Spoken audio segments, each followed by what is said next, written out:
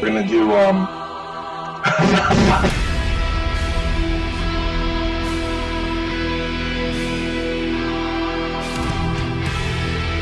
Yhorm, old friend.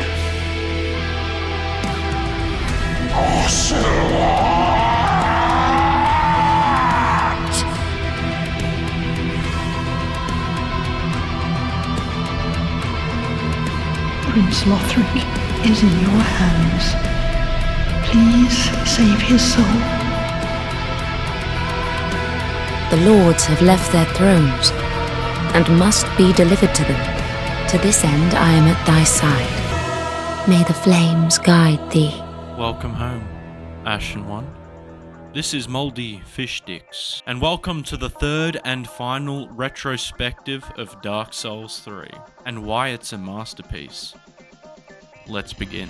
The first Dark Souls game is deservedly many people's favourite. The enchanting story, the bosses, and the world design created something never seen before. It's a game that's responsible for the Souls-like genre entirely, and when the second game came around, it had several great things going for it. Fashion variety, magic variety, gameplay hours, and overall more varied locations and bosses that you could discover. There's an undeniable beauty to Majula. But even given the incredible story, it was most certainly missing something, and that something was Hidetaka Miyazaki, the man himself. With the case of Dark Souls 3, Miyazaki returned as the lead director after directing another masterpiece, Bloodborne, a single year beforehand. And with that, he brought his talent and experience learned from the first Dark Souls game, as well as Bloodborne, and fortified the franchise by creating another masterpiece. Ironically, Dark Souls 3 actually started without Miyazaki, and Miyazaki didn't even want to return to Dark Souls in the beginning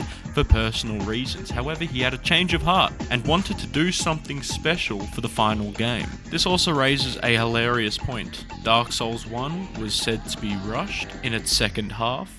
Dark Souls 2 felt empty without Miyazaki, and Dark Souls 3 went through some changes when Miyazaki joined halfway through. Yet all of these games are still masterpieces. So if any of you knucklehead McSpazatrons say that we shouldn't return to Dark Souls for another installment, imagine if all of these glorious conditions were met for Dark Souls 4.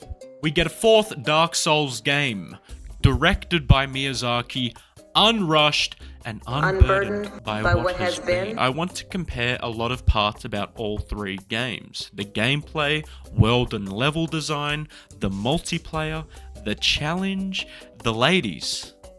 Everything. What they did right, what they did wrong, what has been improved with this game, and what seems to be missing, and which game has the best looking ladies. I want to start by saying I won't be touching on any DLC that much, as it would make the video too damn long, unless it does relate to the mainline game. But if this video does well, I will create a DLC retrospective for all of the Dark Souls games. Most of the gameplay is recorded by me on the PS5, but I may be throwing in some PC footage here and there, and could be throwing in other people's gameplay in there if I've missed something, and I'll make sure that I give them credit. Creating a third Dark Souls game that feels melancholic and depressing could have worked again, and I'm not saying that there's zero essence of these themes in Dark Souls 3, but this experience conveys a tinge of a different message that wasn't as prevalent in the former installments. Main menu music hits you like a truck. It's undeniably more invigorating and powerful than the others, and that very theme is solidified when you translate the lyrics into English. The words say, "Be strong, resist corruption, and abandon the sacredness," fitting well with abandoning the sacredness of previous rulers and worships. In essence, this is your third time coming. No more pussy shit allowed. One thing that's undeniably true about Dark Souls 3 is that it just simply feels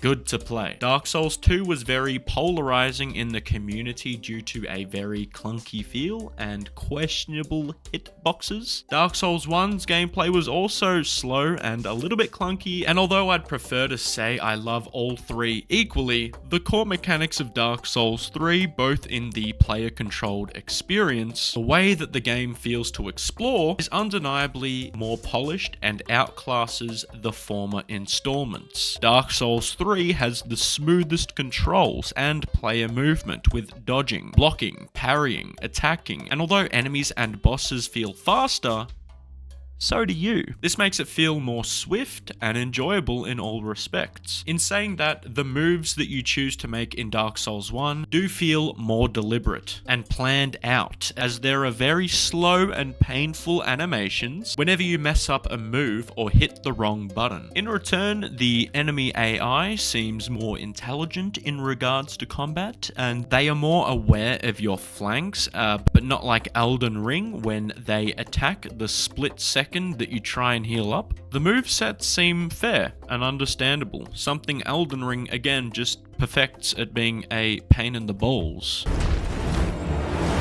It takes so much fucking longer! I keep trying to wait so long! It's like 1, 2, 3, 4. It's like, god damn it, This game does seem to reduce the number of unfair situations entirely, both in boss and regular combat, where there could have been more eyebrow-raising deaths, like, how'd that hit me? I swear I blocked, I swear I healed. The overall lack of jankiness does make the gameplay seem fairer, especially when coming from Dark Souls 2, where the controls were at times completely unresponsive for no reason, or I was clearly outside someone's grab box. Okay, alright, here we go, guys. We got the roll.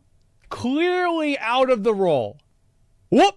Gotcha, bitch. And Estus Flask drink time is great in Dark Souls 3. Not only that, but you can move slowly to avoid enemy attacks. Granted, this does make the game easier on a larger scale, but I'd also argue that it may be balanced out with faster attacking enemies. My gripe with Dark Souls 2 was how damn slow it took to drink my Estus Flask. I may as well leave my monitor and go get a coffee with how long it takes. And not being able to move at all, this is absolutely bonkers. In Dark Souls 3, if I get smacked sideways when I'm trying to take a sip, it feels like my fault. Whereas it just didn't feel that way with Dark Souls 2, or even 1 every single time. This is then met with the best boss roster in any Dark Souls game, and although Dark Souls 1 and 2 had some extremely iconic boss fights, Dark Souls 3 just took the cake with how unique and downright classic they all are. This game has the best starting boss and ending boss, and I'd argue mostly everything in between. Although I won't be discussing DLC, it does have the best DLCs in any Souls-like genre entirely. On top of that, for a game that only released 2 years after Dark Souls 2, it's apparent that the graphics were a huge leap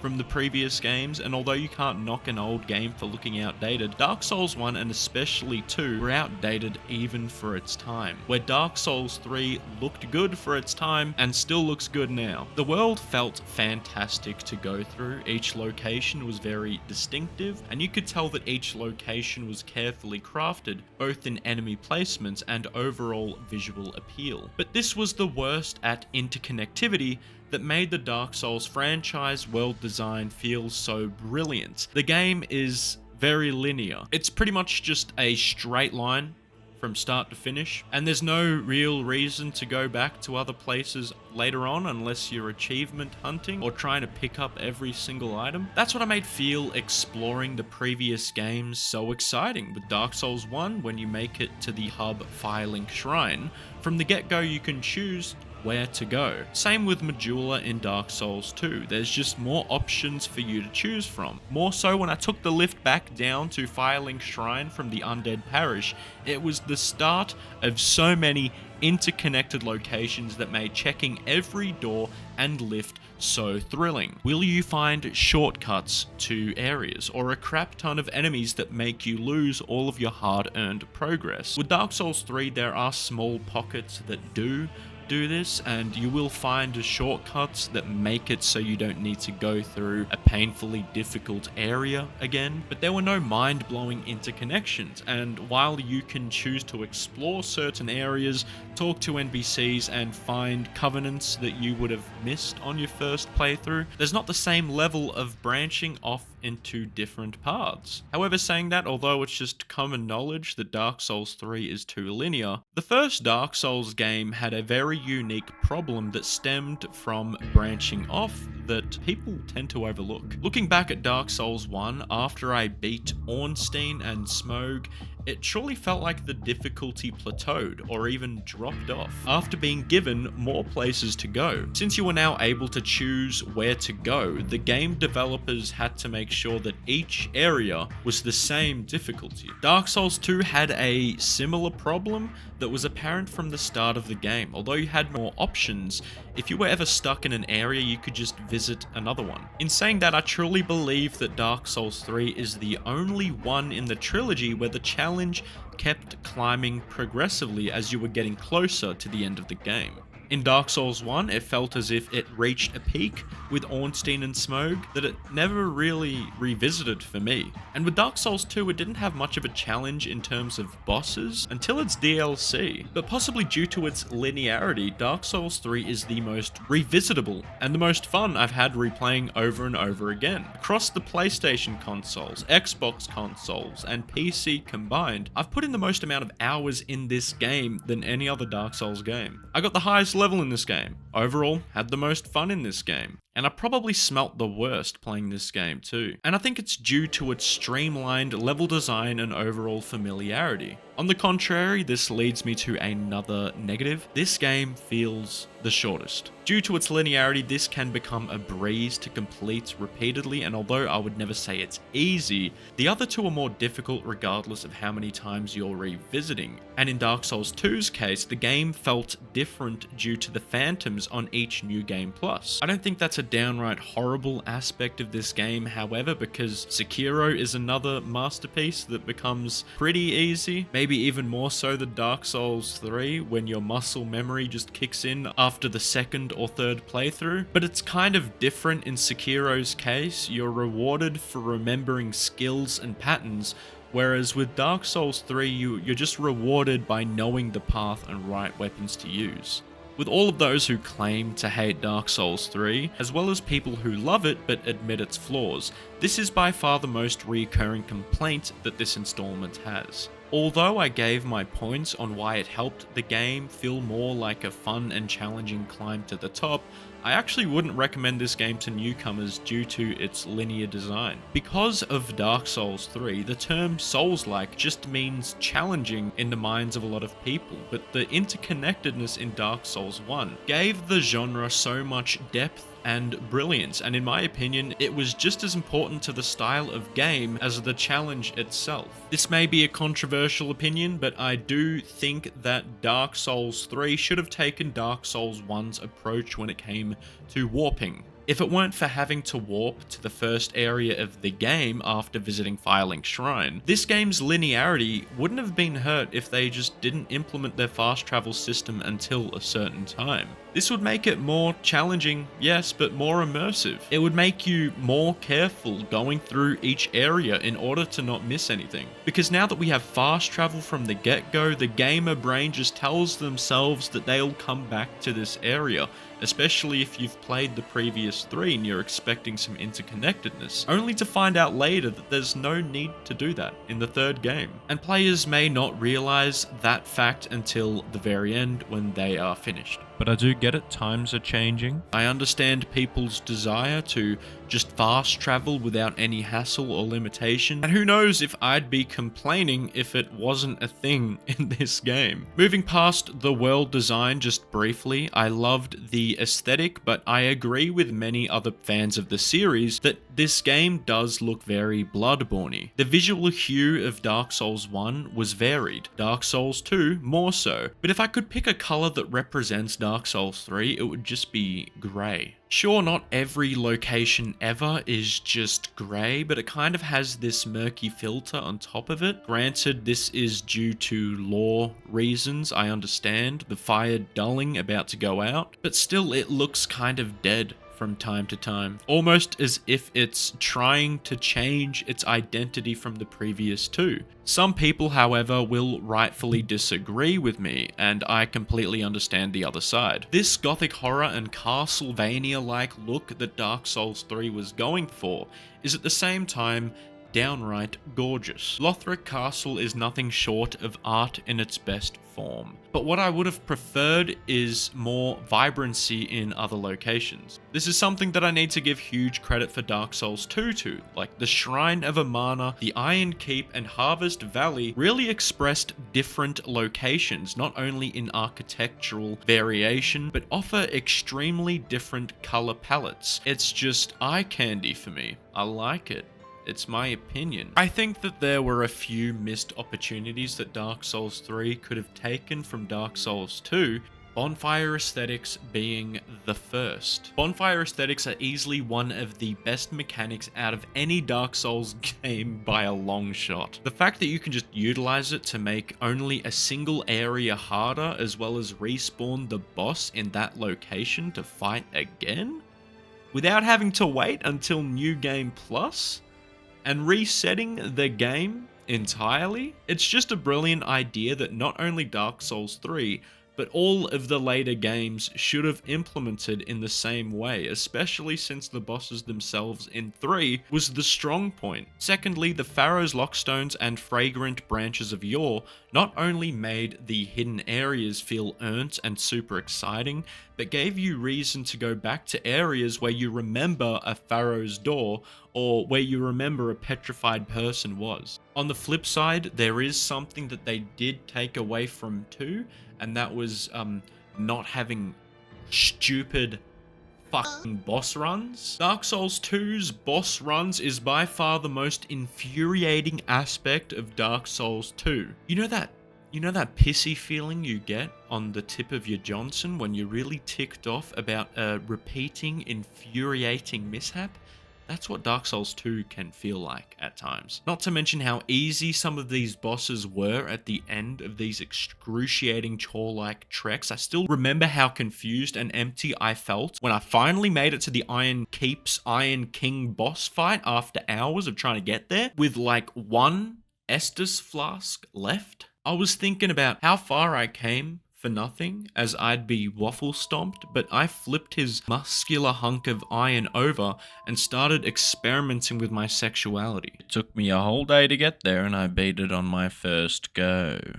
Lastly, let's talk about the multiplayer and co-op. With Dark Souls 1, I did find that when I was summoning someone, I was more likely to get a failed summoning message than someone being summoned successfully. That could just be a me thing. But the main problem with invaders was the indefinite healing. Since humanities were a thing that both invaders and hosts could use to heal up indefinitely, both parties could be holding on to 99 at a time. So the multiplayer invading did feel broken. Dark Souls 2 did feel a lot more skill oriented, but the gameplay was jank as hell. And for whatever reason, I never really used summoning at all. I'm extremely biased towards Dark Souls 3 when it comes to co-op and multiplayer purely because I played it so much. But there is a lot to criticize. The main criticism of Dark Souls 3 multiplayer were the Ashen gank squads. Half of the time when I invaded a world, I was met with the host alongside 10 of his sweaty gamer friends, all toast emoting. This did lead to some funny memories and great moments, but when you just want to play the game how it's meant to be played, password summoning has these kind of downsides. A lot of people don't even play the game properly. The co-op, however, was the most active in my opinion, especially in comparison to Dark Souls 2. Didn't matter where I was or who I wanted to fight, there was always someone ready to summon, and I never really encountered any trolling behavior aside from PvP and the freaking gank squads. I also played through the entire game with my brother using summons, hence the bias, but I do need to acknowledge that a lot of people in the community praise the Dark Souls 2 PvP experience to the rest in terms of the core PvP mechanics, regardless of jank. My only gripe with Dark Souls and Elden Ring is that there's no seamless co-op where you can play with someone from start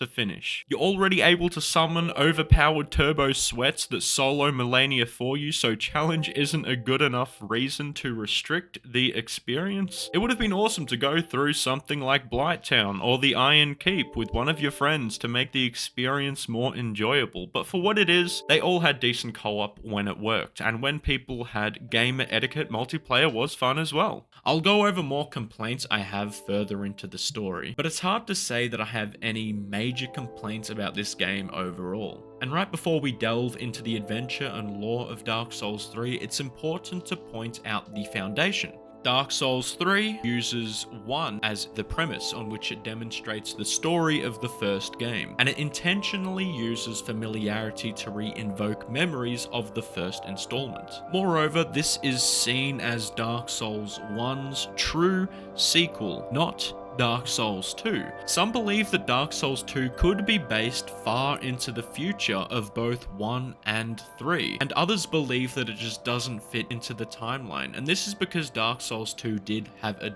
different director. I won't discuss the premise of Dark Souls 1 in its entirety, as I already have a 2-hour video going over that. You can check it out if you want. And you may be watching a supercut of the Dark Souls franchise all meshed into one video right now, but I'll discuss different key aspects briefly that tie into the premise of Dark Souls 3. The chosen undead from Dark Souls 1 and the Ashen one from Dark Souls 3 are both descendants of the Pygmy, with a distinct difference. In the first story, the cursed undead locked away in the Undead Asylum escapes and travels to Lordran to ring the Bell of Awakening, kill the remaining gods, and link the fire. The chosen undead was seen by the community as a meaningless title, with others going as far as saying that it was used as bait by the Way of White and or King Fram to try and weed out the undead who may be powerful enough to link the fire. The Ashen ones, on the other hand, are humans or Pygmy that failed to rekindle the fire and were burned to cinders. In a sense, the Ashen one feels like more of a prophecy fulfillment than the chosen undead from the first game, and could be the reason for the shift in tone from hopelessness to triumph. However, before you're able to link the first flame in Dark Souls 3, all the Lords of Cinder must be sitting on their thrones. But all but one, Ludleth of Corland, has abandoned them. Although it's clear from the introduction that the Lords of Cinder will undoubtedly be boss fights later on, there's already some mystery about why they aren't choosing to sit on their throne and link the Firelink Shrine for the first time. The player awakens in the Cemetery of Ash, and in a parallel universe, the Untended Graves. It's important to mention this now because the Untended Graves means Moenbochi in Japanese. This typically refers to graveyards without relatives of the deceased. This could be due to the fact that nearly everyone else the player knew has died, and let's keep it real here folks, that does sound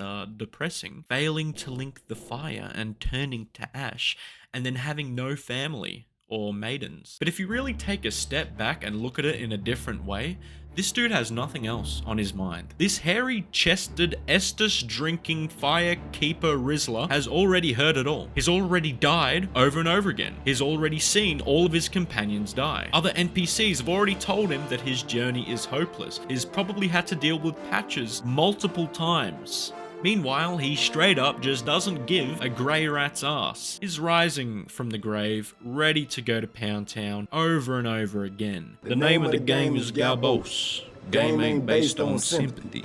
If you got sympathy in this spot, you ain't gonna never make it. Even though the Lords of Cinder have abandoned their thrones, the Ashen One is going up to them one by one and taking their decapitated heads to the throne. Given that context, does it sound depressing or metal as fuck? Note that with Dark Souls 1 and Dark Souls 2, you get a set goal from the beginning of the game, before you fight the first boss, either by Oscar in the first game or the Firekeepers in the second. Whereas in this game, the Ashen One seems more of an independent soul, already knowing what goal he needs to fulfill. Before we head to the first boss, there is something that needs to be addressed: the Bells of Awakening. Bells have woken you up. leading me and many others to believe that these could be the same bells from Dark Souls 1. But it's here that I go into a little more Dark Souls 1 lore that I failed to mention. The bells were likely never even crucial to linking the first flame in Dark Souls 1 at all. I mean, it was just used to wake up Sleepyhead. This directly implies that the bells from the first game was a challenge, orchestrated by Gwyn, his associates, or Frampt, or anyone as a challenge for the undead to prove that they're worthy of entering Anor Londo. So unlike Dark Souls 1, this Bell of Awakening actually has purpose. The bells are either rung to resurrect previous lords or awaken the unkindled warriors. Gundyr was an ancient king of Lothric and was predestined to become a champion and link the first flame. But when he finally arrived, the bonfire had no flame and there was no firekeeper present. He was late to the party. Interestingly, if you remember from Dark Souls 2, the Hollows had a deep dark hole in their back, known as the Dark Sign, the exact same area that a sword is impaling Gundyr. It's apparent that from this fight, the sword was used to prevent some mysterious corruption or leakage of the abyss into his body. This abyss is also dubbed the Pus of Man, a physical form of the abyss spreading to mankind and Hollows alike. The same thing that the shell-shaped protection things you will find other people wearing to prevent them from becoming seedbeds, which could manifest into the Pus of Man. What I absolutely love about this boss fight is how the Pus of Man transforms Gundyr mid-fight without the use of a cutscene demonstrating its second phase. I love how this game just throws all of this shit at you visually in an all-encompassing genius way, and it's probably my favorite first boss fight in the Dark Souls franchise for this exact reason. No cutscene, no monologue. It's visually telling you that this is how things work now. When we head to the Firelink Shrine, there are two opposing theories about its origin. Some believe this is the exact same bonfire from Dark Souls 1's Firelink Shrine, while others are quick to point out that there's more similarities between the Ringed City Firelink Shrine and Dark Souls 1. And both arguments offer some compelling reasons. Dark Souls 1 and 3's Firelink Shrine both have a bird atop the shrine, Pickle Pea and the Giant Crow. But there's more convincing architectural similarities between the Ring City bonfire and Dark Souls 1's bonfire. But nothing is set in stone with this dissolved space-time continuum gobbledygook. Sometimes asking sensible questions might get you bumfuck nowhere. Just like how the lords are supposed to sit on their damn throne. I mean, seriously, coming back to this shrine and looking at these seats, it doesn't make feasible sense that a giant the size of Yhorm could sit here, or the Abyss Watchers would just all sit on each other's laps. Like, I can see why you don't want to come down here. It appears to be quite complicated. Someone of note that you can find next to Firelink Shrine is Hobo Sekiro, a really fun and challenging fight. Nothing much else is known about this guy, but he likes wind blown in areas he's never felt before. Now let's talk about the characters you'll find here at the shrine. Starting off with the Firekeeper, who tends to the flame and tends to you by raising your level and raising something else. Now that we killed Gundyr, got the coil and used the waistband method, it's here that the Firekeeper instructs you on what to do and how to get there. You use the coil to go to Lothric, and interestingly she's using sovereignless souls to increase your power, and with your power she's creating the soul without a master, solidifying the notion that you are truly acting on your own accord, your own mission. And through your own mission, unlike the Firekeepers from before, she serves you regardless what choice you choose. Even if you choose to kill her, she doesn't seem to give a shit upon respawning, which can't be said for another crucial NPC, Blacksmith Andre. I've already talked about Andre of Astora before in my Dark Souls 1 retrospective, but you can't help but question why he's back here. And for that there are some common explanations. Linking the flame from the first journey doesn't simply cure the undead curse, it just prolongs the Age of Fire, so Andre must have been a alive because the undead curse is still going strong, and he hasn't hollowed because he has a burning purpose, which is blacksmithing. So throughout all of these cycles that have come to pass, Andre was always present, providing new gear and upgrades for countless chosen undead and Ashen ones. Another theory explores the idea that the Firelink Shrine that we're in right now, or this version at least, is not real, and the real one is in the untended graves, which would explain why all of the default NPCs in this version respawn when killed. An occurrence that's not very common throughout any of the FromSoft games. You generally find that out the hard way. This does lean me toward believing that this is an illusion. A very controversial addition that they added to the beginning of the game is that you actually need to warp to the first area that you venture to. And I'm not gonna lie, coming from Dark Souls 1, this confused the hell out of me, and I ran around Firelink Shrine for a while before figuring this out. Ironically, it was one of the only areas in the game that I got stuck on where to go. There are some lore theories, like I mentioned, this place being nothing more than just an illusion. However, there are some development theories where after they made this area, they didn't know how to connect it to the High Wall of Lothric, and they just kept it in anyway. Also, there's another lovely character called Patches, who's able to traverse between Firelink Shrine and the outside world, which is a convincing argument that this place isn't just an illusion, but perhaps he's warping in and out the same way that you are between this strange space-time continuum. Once you arrive at the High Wall of Lothric, opening the door to a grand view, the Lothric Castle view is nothing short of jaw-dropping. FromSoft really outshined with their medieval gothic aesthetic. It's here Miyazaki hones everything he's ever worked on. You see inspiration all the way from Demon Souls to Bloodborne, all beautifully expressed within this game's landscapes. You'll find these hollowed trees placed around the castle, and other hollows reaching up to them, which makes it look like they're all reaching for the sky.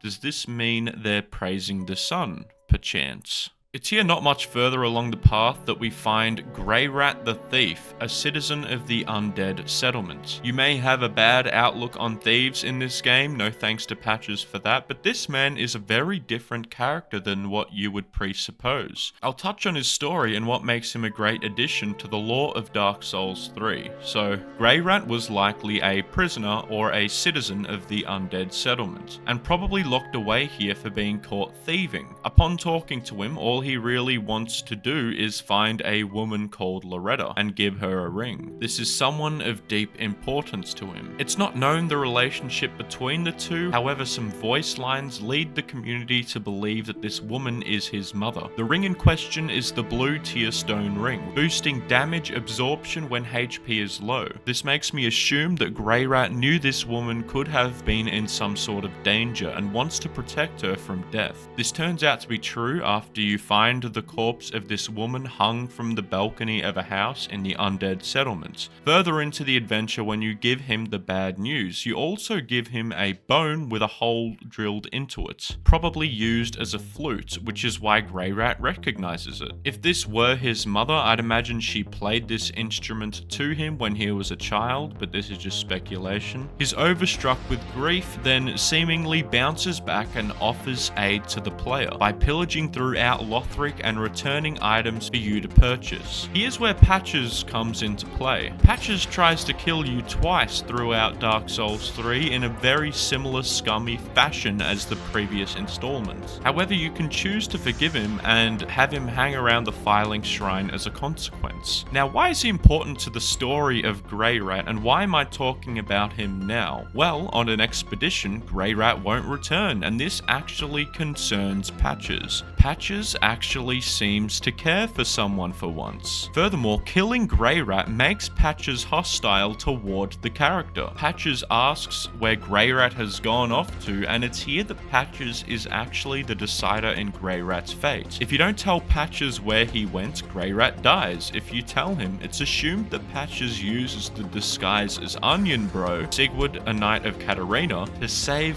Greirat, the same costume that he tries to kill you in. But why does Greirat Greirat say that he would have died if it weren't for that peculiar Onion Knight. Why wouldn't Patches, the man only concerned about himself, want any credit for saving Greirat? Perhaps Greirat inspired Patches to change his ways, and Patches doesn't perform this good deed out of self-interest? After all, Greirat could have a lot of loot on him, but it's here that Miyazaki starts to give more insight into the character of Patches and his motives. Every time Patches attacks you or tricks you, it could be because he assumes that you are greedy for loot. This gives us funny similarities between Patches and blacksmith Andre. Andre never hollowed due to his passion for smithing, whereas Patches could have had a burning desire to halt the thievery and greed of the world. Every age, it seems, is tainted by the greed of men. Rubbish to one such as I, devoid of all worldly wants. It's known that Greirat was a thief who fancied himself a martyr for the poor, acting as a sort of Robin Hood, which is what drove him to climb the wall of Lothric, where he could have saved Patches from imprisonment and wind up imprisoned himself. Greirat's selflessness to put himself in harm's way for others, even after losing someone who meant greatly to him, is nothing short of admirable. He does wind up dying in Lothric Castle after a suspected fall or murder, trying to assist you until the very end. After all, he does say this to you. I lived a petty rat, but would rather not die as one. This tragic story has not only left the community to really like this strange man, but this strange man also has changed the way that people view Patches entirely. Deeper within the high wall of Lothric, before making it to the Undead Settlement, you will find a second formidable adversary, Vordt of the Boreal Valley, once a valued knight sworn to protect the royal family of Lothric. It's written that Boreal knights are victims of Pontiff Sulyvahn's rings, which transformed Vordt into this beast-like creature due to the ring's effects. The first few boss fights of this game become very easy after a few playthroughs. However, don't get it twisted, I still remember how difficult it was on my first playthrough to defeat this guy, especially on his second phase when he kept running around the place like a spastic. It's also here I hope to remember to play the boss's music in the background of this narration as I'm talking. That Motoi Sakuraba really showed his talent with the soundtrack of this game. I'm still confused as to why he wrote nothing for Elden Ring or Sekiro in FromSoft's later games, because each boss fight that he wrote fits so well with not only the boss itself, but the overarching theme of battling for victory. However, the other two artists in this game are no exception. This is 10 out of 10 music all across the board. The next area is also extremely well designed and interesting, the Undead Settlement. Greirat describes the Undead Settlement as a dirty town, around for as long presumably as Lothric itself. This town lives in poverty, as seen by the litter scattered around the wasteland, covered in scraps, planks and wheels, with the townspeople also carrying around rubbish, making do with whatever they come by. The description funnily reads, "Rubbish with no value. Who in their right mind would bother carrying this around? Perhaps you need help." The enemies here represent this land: peasant hollows, hollowed slave, rats, and starved dogs. I really want to know what dogs did to Miyazaki when he was a child to make them all so shitty. I don't understand how I can go deathless in this game, then die to these bitches. Something interesting that happens when you land here is you witness peasant hollows opening a gate for starved dogs to come and slaughter all of the undead hollows that reside outside the gate. There aren't many of your usual hollows in these lands, but it's strange how they view themselves differently to your regular hollows. The weapons this enemy drops lets us know that some of their weapons aren't even intended for battle, rather used for burial purposes. It's visually expressed in this area that the residents of this land do not know what to do with the ever-growing and continuously rising undead that overpopulate this location. So it's at this place that you will begin to find countless strung up bodies inside and outside of houses, as well as the undead stuffed into cages, with some of those cages still having animated hollows attempting to attack you. Before you make your way through the gate, however, there is an interesting NPC that you will encounter at the end of a broken bridge in the direction of the high wall of Lothric. Yhorm of Londr. Scattered around him are pilgrims like himself, however all of them except for Yhorm have died, as was apparently supposed to happen to him. He's distraught that he survived, but sees you as a reason for him to keep living. Perhaps his cause is to offer you services, and when he arrives at the Firelink Shrine, he's able to draw out strength, which allows you to level up a total of 5 times after dying a set amount of times without the use of souls. Another interesting enemy in this area are the chunky but funky Cathedral evangelists from the Cathedral of the Deep, who spread their religion as well as transport sacrifices, venturing back and forth from the road of sacrifices using the giant workers with the cages on their backs to carry people back to the cathedral. The Cathedral of the Deep is something I'll save for now and talk about later, but a reason that they could have ventured out all of this way and be seen spreading their religious texts among the crowds of hollows could be seen as an attempt to counteract the plague using their religion. Ever since the establishment of this location, all curses managed to seep into the Undead Settlement, and according to the item description of the cursed rotted Greatwood, the worst of them was sealed inside a spirit tree, but eventually the curses took their toll, which resulted in the cursed rotted Greatwood beast. What were these curses? Well, upon defeating the cursed tree, we get the option to transfigure souls into swords. Using the soul of the Greatwood, we get 2 weapons along with 2 descriptions for each weapon. The greatsword reads the following: Greatsword used for a lifetime by a masked knight, harbors the fear that lurks within the minds of hollows, and interestingly also states bestowed to a proper mirror knight long ago. A masked knight from Mirror using a greatsword similar to this one describes Lucatiel of Mirror from Dark Souls 2. If we remember from Dark Souls 2, Lucatiel was hollowed and slowly losing her sanity, fearing that no one would remember her, so it's kind of tragic that her name isn't mentioned if this is truly her. She may have died without ever being remembered,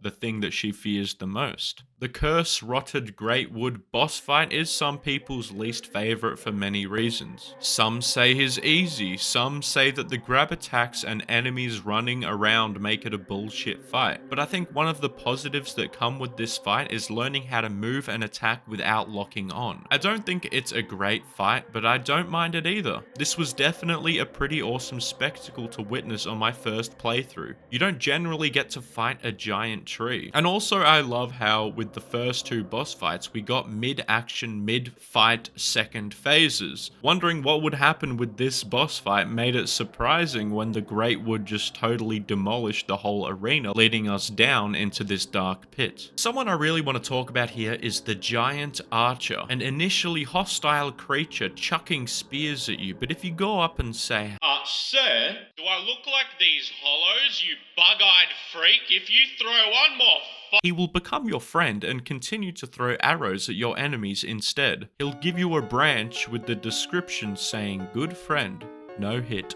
It seems this desolate place is home to numerous kind souls, as well as many people in the community will find one of the most beloved NPCs arguably in any Souls game here, Seigward of Katarina. Upon your first encounter, he seems to be entranced in thought, just humming to himself, not really acknowledging your presence. He introduces himself and offers assistance to you by talking about the Giant Archer and how to woo him. When the both of you figure out how to use the lift correctly, you can fight a massive beast together, solidifying your companionship and gaining a very iconic emote, the Toast emote. Irina of Carim can also be found here too. She's a blind merchant who can teach and sell you miracles. Irina begun her journey with the hopes of becoming a firekeeper. She is locked behind a cage by a man called Eygon until we get her out and take her to the shrine. Interestingly, not all of her tomes are pure and holy. Some of them have been corrupted by the deep. Some people in the community believe that Irina attempted to become a firekeeper but failed.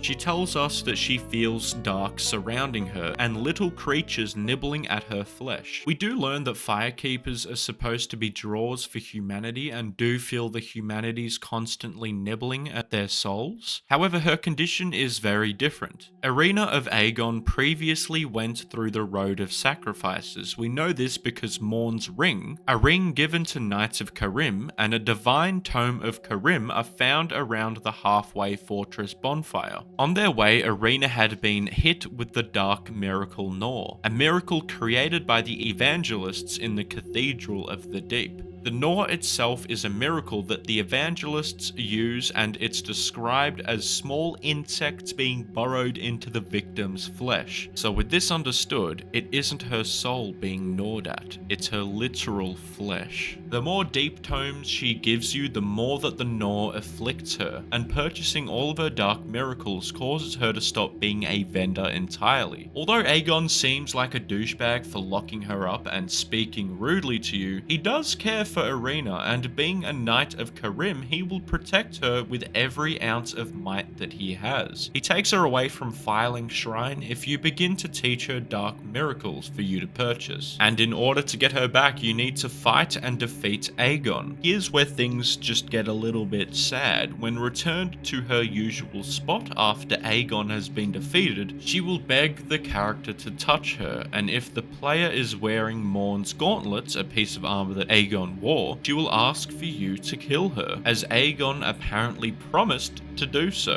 Him taking her away after she starts teaching you dark miracles tells us that he probably knows about this curse, and him not killing her as he supposedly promised shows that this dude is a softie for her, a simp per se. This curse, however, doesn't exactly mean that she's not a firekeeper. There is another path that you can take with Irina. If you instead purchase all of the miracles without purchasing any of the dark miracles, she will become a firekeeper and be able to level you up. This is a side quest that gets sorely overlooked, as it's both tragic and yet quite interesting, as she does turn out to be a firekeeper all along, or at least have the same abilities as one. The Road of Sacrifices leads from the Undead Settlement to the Cathedral of the Deep. The path has this title because residents of the Undead Settlement were led to the Cathedral of the Deep to be devoured by Aldrich, by the evangelists and the giants carrying the cages we mentioned before. An interesting enemy type that pops up here are the Corvians and Corvian storytellers, who teach you to be aggressive when fighting in order to defeat them before they sprout their wings from inside their body and attack you frantically. Their name derives from Corvus, a Latin word for crow. Additionally, the Corvians met in the painted world of Ariandel do not attack unless provoked. And here's where we can draw a connection between the painted world of Ariandel and the painted world of Ariamis from Dark Souls 1. These things seem to be related to the crows we see in the painted world of Ariamis, and by extension Valka and crossbreed Priscilla. The scythe these enemies wield, as well as the staff, solidify these connections. Great Scythe of the Forlorn Souls, guided by heretical storytellers. The mistress of the painted world is said to wield a great scythe herself. For an area that people normally rush through and don't pay too much attention to, the Gothic-style forest really screams Dark Souls 3. It's dark, dreary, and even though it's based in a forest of some sort, there's barely any greenery. It's pretty dark and dead, but in a really cool way. At the same time, I do wish there was a little more content here. I would have loved to see a Corvian-style boss fight deeper into the woods before making it to the next location, where we meet two NPCs, Anri of Astora and Horrace. Interestingly, this NPC is one of the only other Ashen one that seek to destroy the Lords of Cinder, and this is because Anri and Horrace are presented as the only two survivors of a group of children that escaped Aldrich before he had the chance to devour them. Funnily enough, the gender of this person is entirely different upon your own gender. If you're playing as a girl, he's got a pair of nuts, vice versa. She seems like a very sweet complete character and offers guidance to the player, offering directions to the Farron Keep and the Cathedral of the Deep. She also lets you know that although Horrace isn't saying hello to you, he's a pretty chill dude. A pretty controversial boss fight is also around the corner, the Crystal Sage. This boss is a large humanoid being covered in loose sorcerer's robes, wearing a large mage hat covering their entire face. The fight consists of magical orbs, and when brought to its halfway point in health, it will start spawning in clones that resemble itself very closely, except for the difference of the colours of the magic casted. Some say that this boss battle is boring, and others say it's bullshit, but I'm personally impartial. I think it's pretty cool. I don't mind it. I do wish the fight was more complex, as the battle pretty much boils down to whack the purple fuck. But this Crystal Sage does have a interesting backstory that I wish to explore. The Crystal Sage is seen to be following in the footsteps of Big Hat Logan, someone that we explored in Dark Souls 1's retrospective. The Sage significantly influenced Farron's Undead Legion by teaching them faster and more practical sorcery. His teachings also extended into darker territories as he explored the deep sorceries. The corruptive deep sorceries are a taboo form of magic that differed from the traditional sorceries and mirrored the dark evolution witnessed in the Cathedral of the Deep, where the clerics turned to worshipping Aldrich, a cannibalistic entity. The Sage's involvement with the Deacons of the Deep suggested that he may have struck a deal, allowing safe passage through his domain and killing intruders like yourself from entering the Cathedral of the Deep, in exchange for access to forbidden knowledge. Forbidden knowledge, as we remember from Dark Souls 1, was the culprit of Big Hat Logan's descent into madness, and is likely one of the major contributors into the Sage's descent into madness as well. The corruptive influence of the Deep, the search for forbidden knowledge, and his continuous use of powerful crystal sorceries is likely the reason that this once formidable foe seems like such a pushover to fight against. Once again, mirroring the fight that we have with Big Hat Logan and Seat the Scaleless alike. In their prime, they would have been a lot harder to defeat. Now onto the Cathedral of the Deep, a location that stands out in the Dark Souls franchise, not just for its grand decrepit beauty and architecture, but for its narrative significance and dark history of religious corruption and cannibalism. It seems that no matter how many cycles that the fire goes through in this franchise, religion still returns with the flame in one form or another. Not being Captain Obvious here, but it seems to reflect humanity. Growing up Christian myself doesn't blind me to the fact that if Christianity, Islam, Buddhism, Hinduism, etc. were to never exist, another religion would just inevitably take its place in the midst of human suffering, loss, and the uncertainty of eternal rest. And just like this franchise, every cycle comes with different faiths, even in a world full of sorry ass hollows who just sit around all day gooning for eternity. The cathedral was overseen by 3 archdeacons, a position established from the Way of White, the oldest and most powerful organization centered around the venerations of the gods of Anor Londo. The Way of White's goal is to maintain their influence in the world of men and continue the cycle by extending the Age of Fire. Aldrich used to be a cleric of the Way of White, and the story implies that he was one of the descendants of gods who resided in Irythill of the Boreal Valley. Despite his once devout and dutiful role, he eventually started to like the taste of human flesh once you start seasoning it just right. And the more he ate, the more he transformed, eventually mutating into a transfigured sludge-like beast. It's likely that the residents of the Cathedral of the Deep, all the way to the Undead Settlement, still held their faith in Aldrich because he was just one of the only lords that could link the flame and continue the Age of Fire. And because of this fact, they remained faithful to him despite the obvious corruption. Although we were expecting to find Aldrich here, it seems he ventured to Anor Londo, but something interesting shows up here: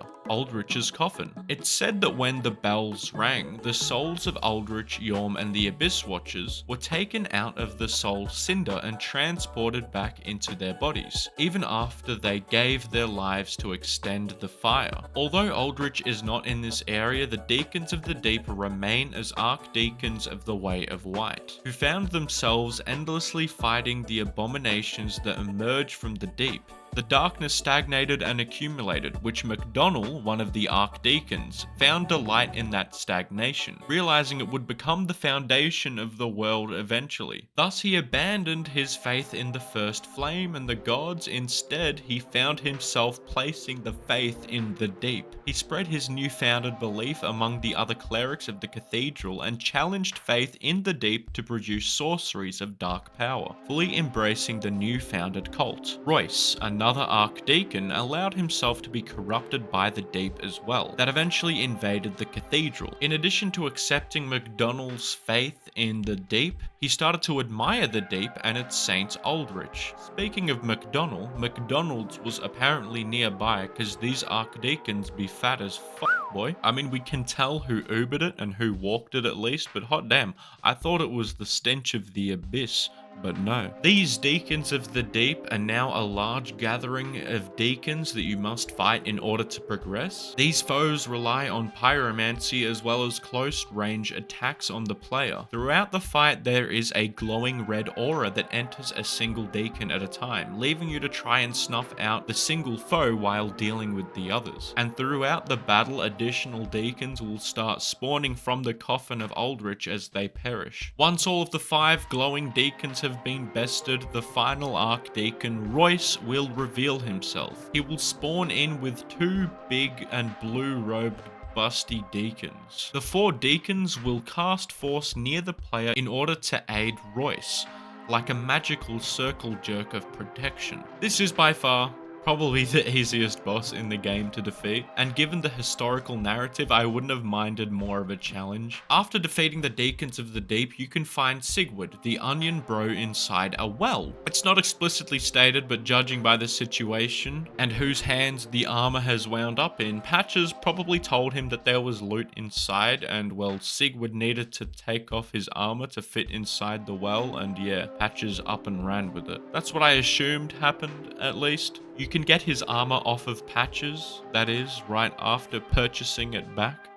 Hey man, respect the hustle, don't judge. People do this kind of stuff on Facebook Marketplace all the time. The Farron Keep is the next location we need to head to in order to defeat the Abyss Watchers. A fascinating location, as many players believe this place could have been the Darkroot Garden and Ulusile before that. This is not only due to architectural similarities, but the items and clues that you can find inside it. There is a location where you can find a corpse praying to a mushroom that resembles Elizabeth, a character and merchant from Dark Souls 1, Artorias of the Abyss DLC. Here you can also find a golden scroll which reads a golden scroll, chronicling the vast research of the Xanthias scholars. Give to a sorcerer to learn the arts of Ulusile. In the lost land of Ulusile, the sorceries orchestrated light and was said to shine in golden hues. And directly next to this, all located together in this small cave, you will find the Princess Dusk of Dark Souls 1's antiquated set,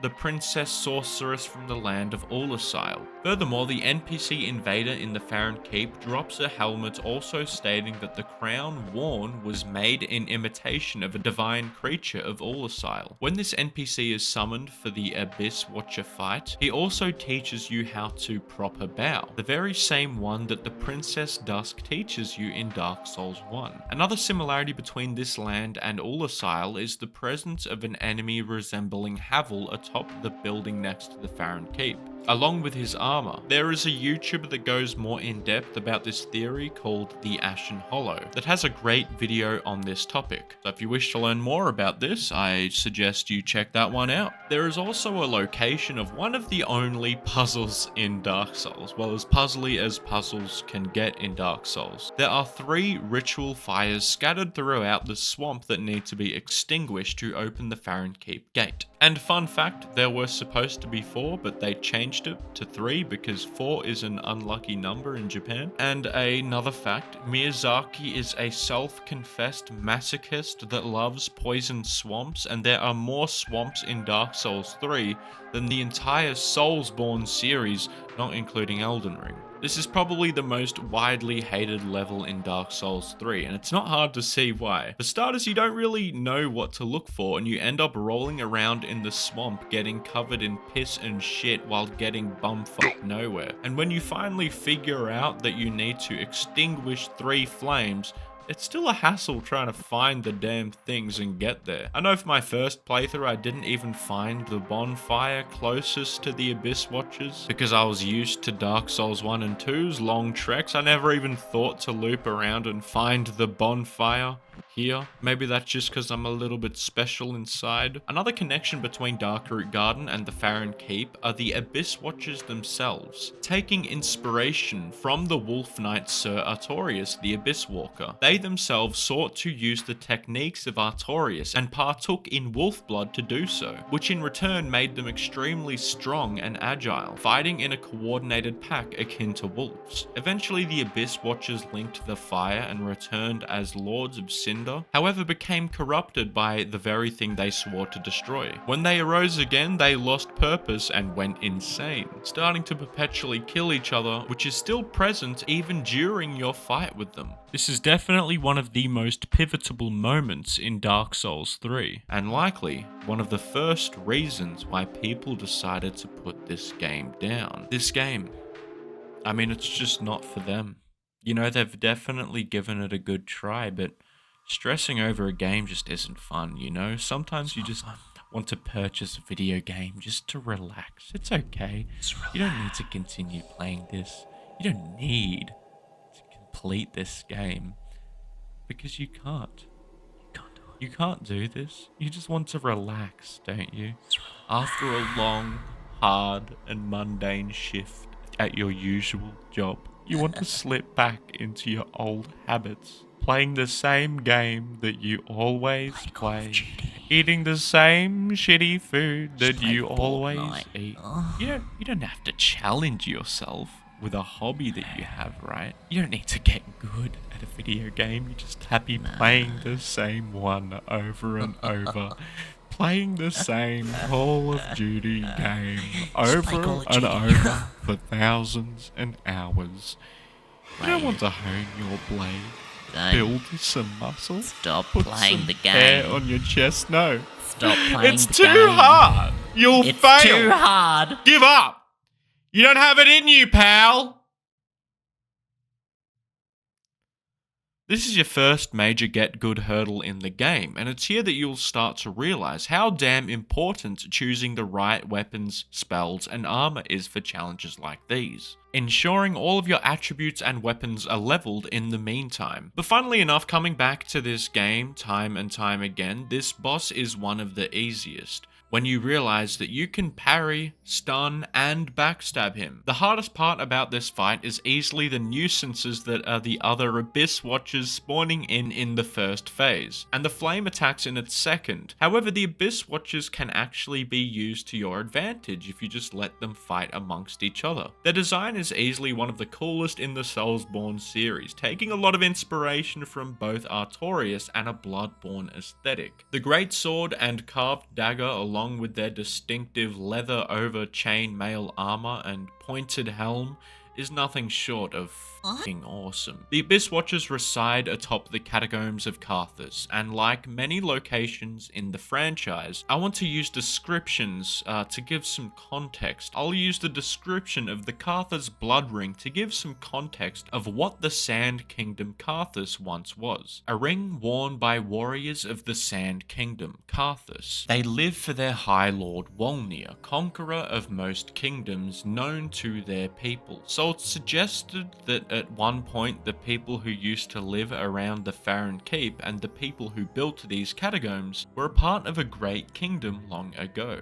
This once formidable desert kingdom evolved into such with the tyrannical rule of High Lord Wolnir. The warriors of Carthus, skilled in wielding curved swords, much like what I wield in my pants, developed extraordinary techniques, allowing them to move with the weightlessness of a grain of sand. These warriors held victory in such high regard that they began incorporating pyromancies in their combat. The turning point for Carthus, however, came when Wolnir defeated various of the lords by force, grounding their crowns to dust and proclaiming himself to be the High Lord. This shifted the kingdom into blind loyalty towards Wolnir, dedicating their lives to his brutish campaigns. Alas, this new era saw Carthus and its warriors conquering most known kingdoms. Item descriptions state that Wolnir sentenced these kingdoms to death, keen to outlive all others. Wolnir would try to harness the abyss for everlasting life.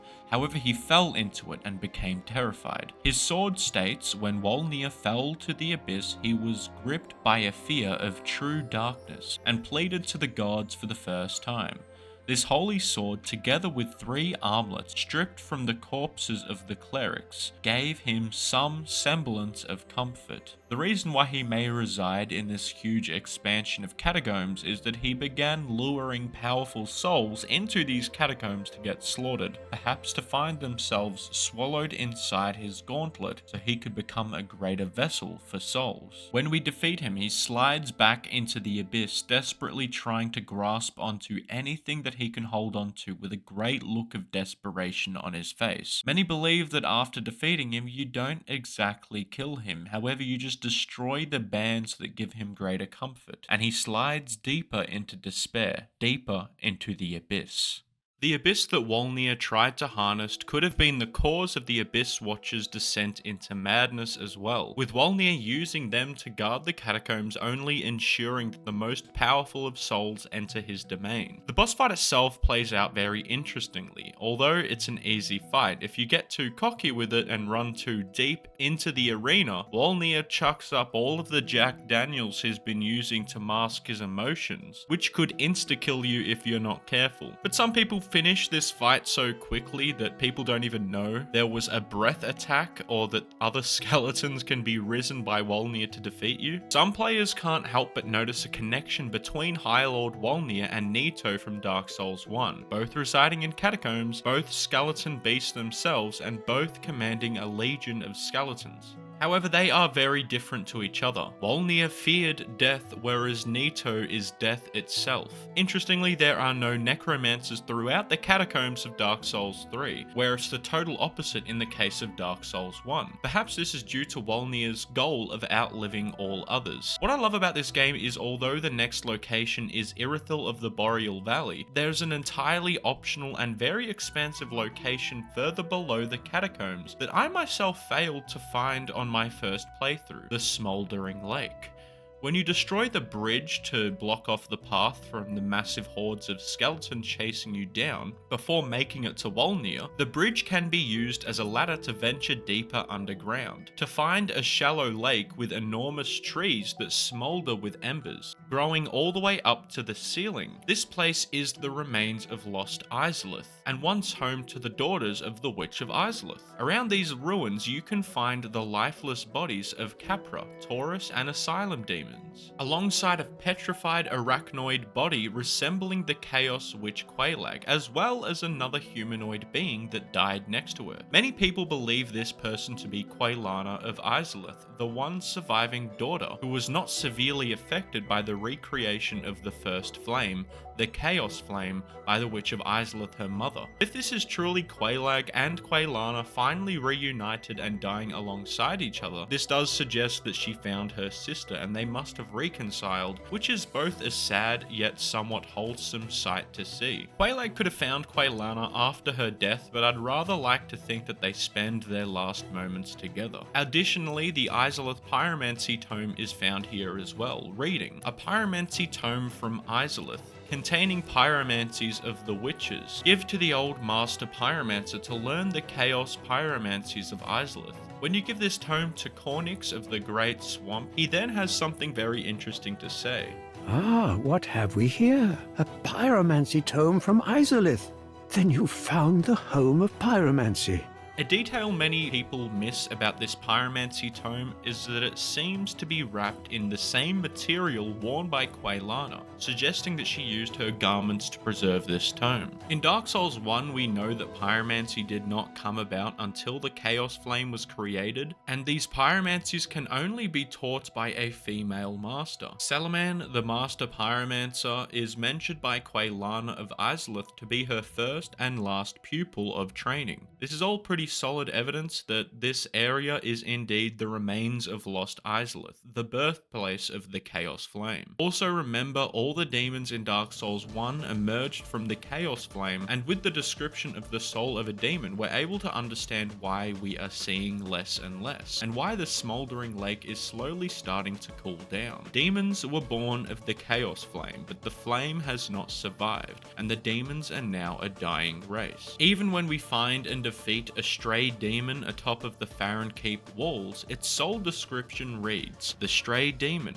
now lacking even a trace of flame." The fight that you have reflects this too. If you keep attacking one leg or the tail, it will break and crumble, conveying his crumbling physical form. However, even though these demons are a dying race, one of these formidable demon bosses is also located here too, the Old Demon King. The whole environment of this arena tells a very depressing story. This demon is one of the many demons born from the Chaos Flame. However, he is the last remaining demons to have been kept alive before the chaos of the Witch of Izalith was defeated. Although he's a very challenging foe and is surrounded by Capra demons, Taurus demons, and centipedes from Dark Souls 1, all dead, all without flame, he too does not have flame at the start of the fight, however musters up strength to defeat you with everything that he has left. Interestingly, if you beat him within an inch of his life, he struggles to fight you back. With all of his efforts, he cannot find the power to stand up. He just sits there, panting, desperately trying to fend you off with one hand, unable to lift his great hammer, even for a second. Another creature that resides outside this boss arena is the Carthus sandworm, and I have to address it even though I don't want to. Some people in the community believe that this massive worm beast is actually Solaire of Astora, thinking that the sunlight maggot Solaire received in Dark Souls 1 took over his mind in the ruins of Izalith and mutated into this massive beast.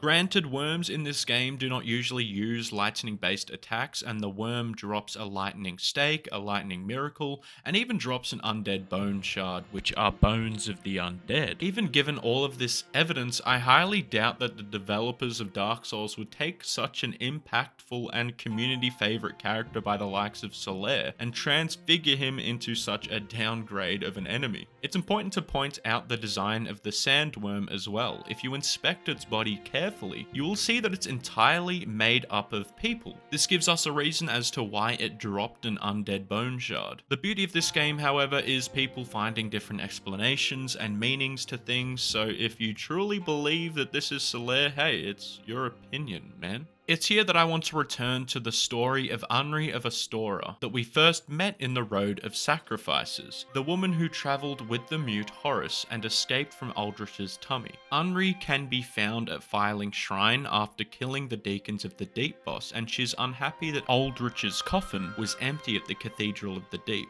assuming he must have left for his true home, Irythill of the Boreal Valley, our next location. After killing the Abyss Watcher boss, you will find her in the Catacombs of Carthus with her head in her hand. It appears that Horrace has gone missing, and no matter how much she screamed out his name, there would be no reply. Shocker. Well, it's up to you to find him, and here in the Smouldering Lake, you can find him hollowed and hostile toward you, where you will get into a duel and end up killing him and tell her that the mute is now dead. It's here where things take a weird yet interesting turn. Enter stage left, Yuria of Londor. When you deplete Yol of Londor's ability to draw out true strength, he will die, and then Yuria will appear next to his corpse. Yuria is a member of the Dark Wraiths, with the main goal of bringing about the Age of Darkness.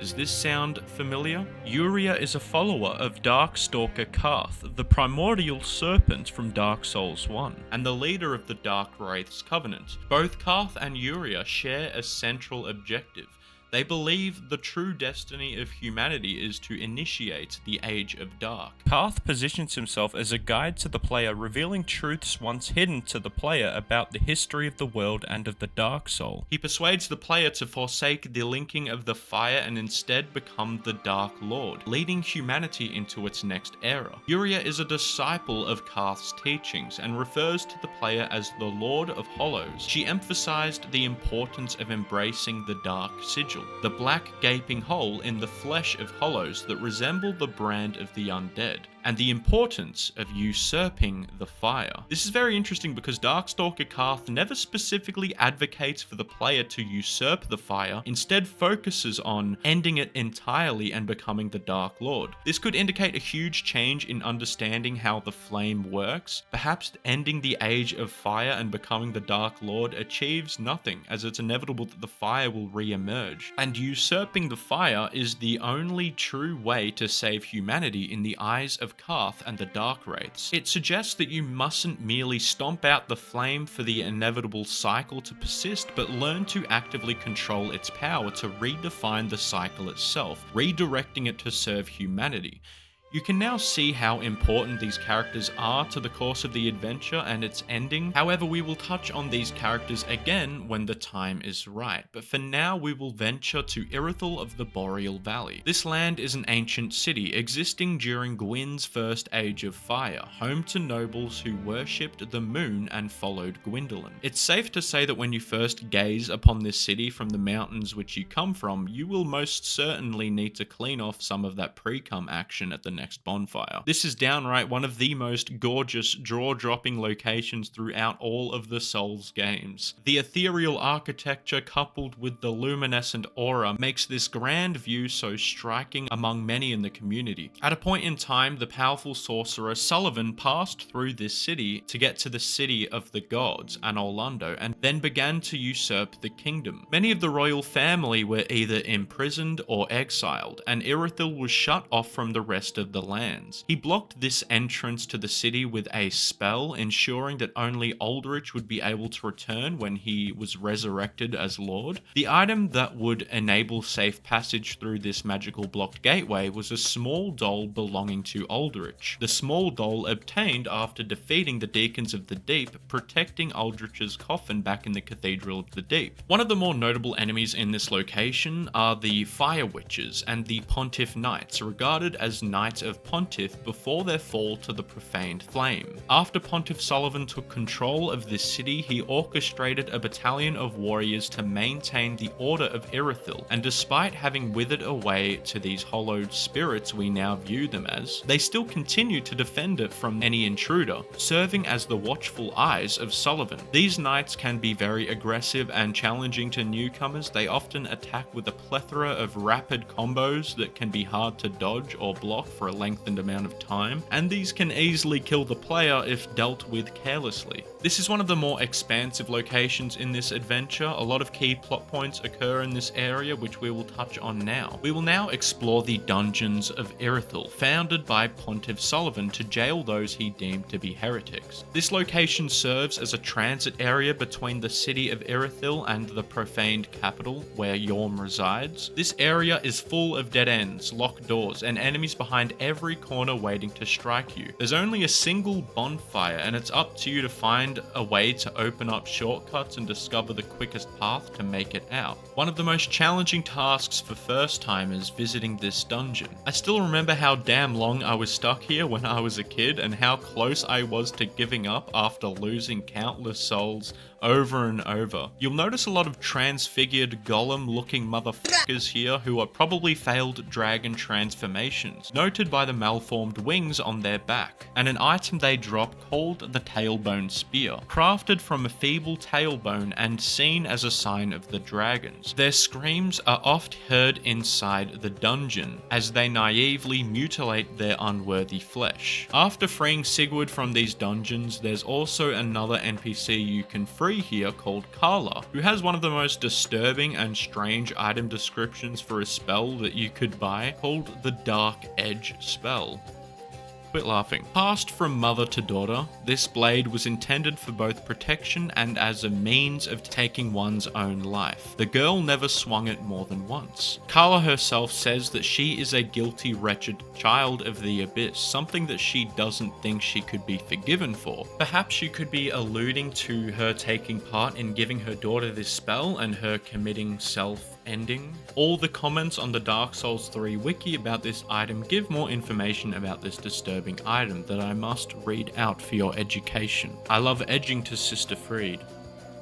Wait, wrong one. Anonymous writes, considering how Carla's ashes state that she never dies and how she's never swung it more than once, it's likely that she killed herself for being such a spurned child of the Abyss, but couldn't die, thus never swung the sword again. It's also likely that she's the daughter of Zuli, who uses this spell as a phantom summoned by the Judicitor giant in the Ringed City. I can't really find much grounding for these theories, but it's upvoted quite a bit, so I'll just leave it here for your imagination. When you finally meet up with Seigward and make it to the profaned capital, a very tragic scene is about to unfold. Yhorm the Giant was tasked with ruling over the people his father once conquered. Despite the initial distrust from his subjects, Yhorm committed himself to their protection, and did so very courageously and selflessly. The Storm Ruler next to his throne, the very weapon used to kill him, was actually a gift to his people as a gesture of trust. His life took a tragic turn when the profane flame devastated his kingdom, destroying the city and killing many of the inhabitants. In a desperate attempt to save his people, he sacrificed his own life to become a Lord of Cinder in the hopes that his actions would extinguish the flame. However, upon resurrection, Yhorm found that his kingdom was in ruins and his people were transformed into deformed monsters. It's stated that he also lost someone close and dear to him. So with all of these events that passed and Yhorm losing everything that mattered in his life, he secluded himself. Perhaps he felt too much despair to take the throne and link the flame in the Firelink Shrine. But in the end, it was his friend, Seigward, who came alongside the Ashen One to end Yhorm's suffering, a promise that Seigward wishes to fulfill. The other Storm Ruler Seigward uses is not just a continuity error in this game either. This was indeed the second Storm Ruler Yhorm gifted to his friend Seigward. That's why there's two. This can be an extremely difficult fight if you're not aware of the Storm Rulers used inside this arena. However, with the two Storm Rulers at your disposal, there are huge lore reasons why this fight is so easy that many people overlook. Yhorm is letting you defeat him. He has no purpose, he's already self-defeated. Upon defeating Yhorm, Seigward wishes you luck on your journey, and with your final toast, his duty is fulfilled, and to the shock of many, he ends his suffering by taking his own life. Instantly, we can see why there's so many reasons that the community has fallen in love with this character, through how he interacts with the world, the player, and how his mind seems to work. He's got a very quirky and unique personality. The humming while thinking adds a layer of charm and whimsy to his persona, a stark contrast to the grim and serious tone of the world that we are exploring. On that note, similar to Solaire of Astora, this man represents a glimmer of hope, optimism, accompanied by a strong sense of humor and relatable struggles within this game. Despite being a knight, he faces struggles that we ourselves face.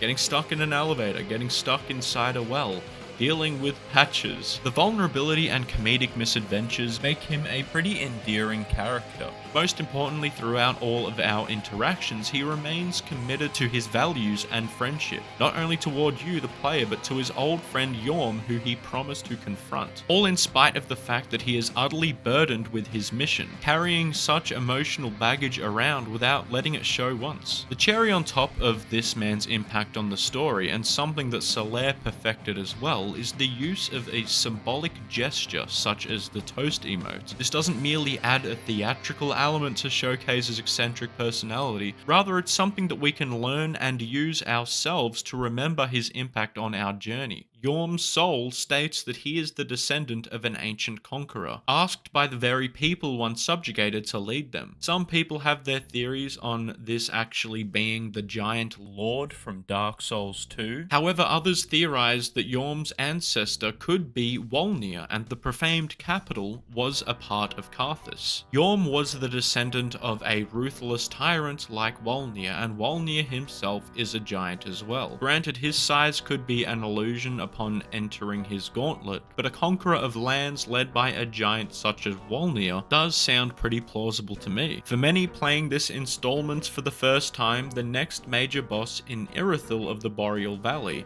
is Sulyvahn, a very challenging and some may say bullshit enemy. Fun fact, he was supposed to be the original main villain of the story, which makes a lot more sense when given his backstory. Sulyvahn is a humanoid creature who was born and raised in the painted world of Ariandel, but despite his isolation from the outside world, he demonstrated incredible talent and intelligence for sorcery even as a young man. His powers ranged from creating clouds of freezing mist using the cold climate of his hometown to strengthen his weapons, and creating all new frost-based powers. He grew to feel discontent with the life inside the painted world, and chose to abandon it, seeking the knowledge and experience that came with the outside world. In the painting world, there is a very unique tree woman that can be found crying next to a spell, Snap Freeze, which reads, "One of the spells left behind by the young sorcerer Sulyvahn before leaving the painted world creates a cloud of near freezing mist. Sulyvahn was born and raised inside the painting, yet had little use for his frigid homeland, since he had not yet experienced loss." In relation to this, there is a cut sound file from the DLC, where the voice of a woman with a similar voice to the tree is heard saying, "Where have you gone, sweet child? It's awfully cold. Where have you run off to? I'm here, sweet child, right here. You're cold and have no place to go." This leads many in the community to theorize that this tree is Sulyvahn's mother. However, there is no evidence that the cut dialogue explicitly belongs to this tree woman, so this theory is still up in the air. Although Sulyvahn did not contain the divine blood, he was welcomed by the descendants of the gods in Irythill, and earned the favor of Dark Son Gwyndolin, alas, receiving the N-word passed from him,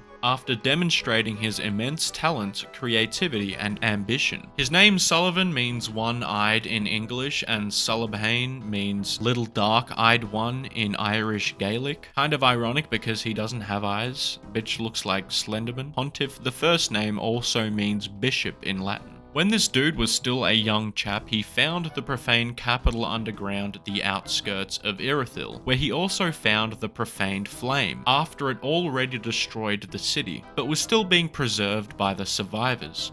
He would manage to obtain the sinful flame, but what followed was an insatiable thirst for power. He used the flame to captivate the city's holy knights, which corrupted their hearts. His influence then expanded to the troops that they commanded, in return becoming Sulyvahn's personal knight, serving him directly. At first, they were spies and watchful eyes, then grew to become killers as they were all corrupted. The holy knights in questions are the one we know now as the Fire Witches. He continued to work up the way of White's ranks, and as his influence increased, Gwyndolin was struck by some form of illness. This is when Sulyvahn proclaimed himself Pontiff and became ruler over the church and the realm of Irythill. The Silver Knights were, however, still faithful to Gwyndolin. They didn't see Pontiff Sulyvahn as the true leader by any means. Sulyvahn cleansed the city of all potential enemies, killing or exiling the Blades of the Dark Moon until there were no more knights in his way. His tyrannical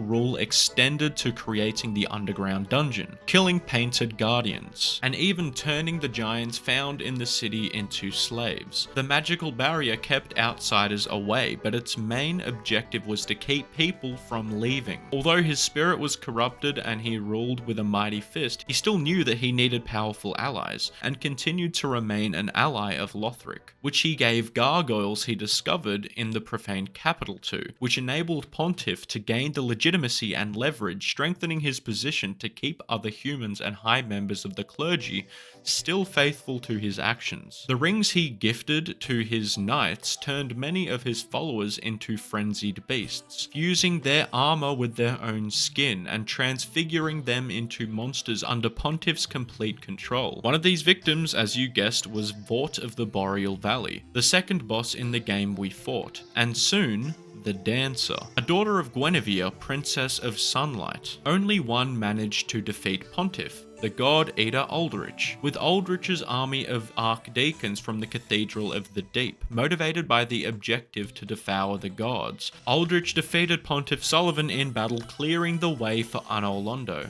Pontiff Sulyvahn is one of the harder bosses in the Souls series for many different reasons. At the start of this battle, he just leaps towards you from a distance like a fuckhead, and if you suck balls at parrying like myself, you'll find yourself trying to parry over and over again like those videos that make it look easy as shit, and then you'll convince yourself that your monitor is delayed. You barely have any time to scratch your ass or take even a little tiny sip from an Estus flask before he turkey slaps that bitch out of your hand and proceeds to use his deluxe BDSM strap-on collection on you. And if that doesn't make it any harder, if you start to get good at it, he gets pissed off and spawns in a clone like the Mauler twins, and even though one is a little weaker, it becomes borderline impossible to parry, and then you again check out those videos of crazy motherfuckers making parrying look easy as shit ×2. After all this time, this is clearly one of the more difficult bosses to defeat when returning to any Souls-like game, especially if you love your swords and shields and suck at parrying. To many who have played Dark Souls 1 before 3, the next location begins to feel very familiar in an odd way. I know for me at least, there was something that felt recognizable yet very alien. This is because Irythill of the Boreal Valley had begun to fuse together with the one and only Anor Londo. This is the Anor Londo from Dark Souls 1, however a lot darker and colder due to the absence of Dark Sun Gwyndolin. In the first game, we'd remember that killing Guinevere makes everything dark,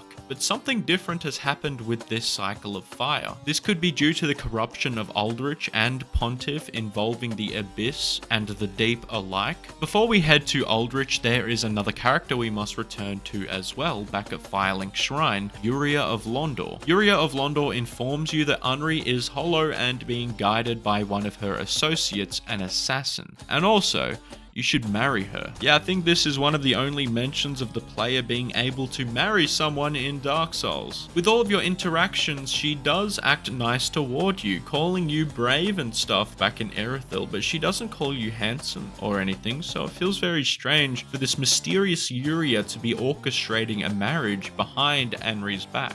Yuria lets you know that the Dark Sun Gwyndolin's chamber, close to where we easily smacked Pontiff, Anri is waiting inside the chamber to be all wedded up, where you're given a sword and you wholesomely, romantically kill her.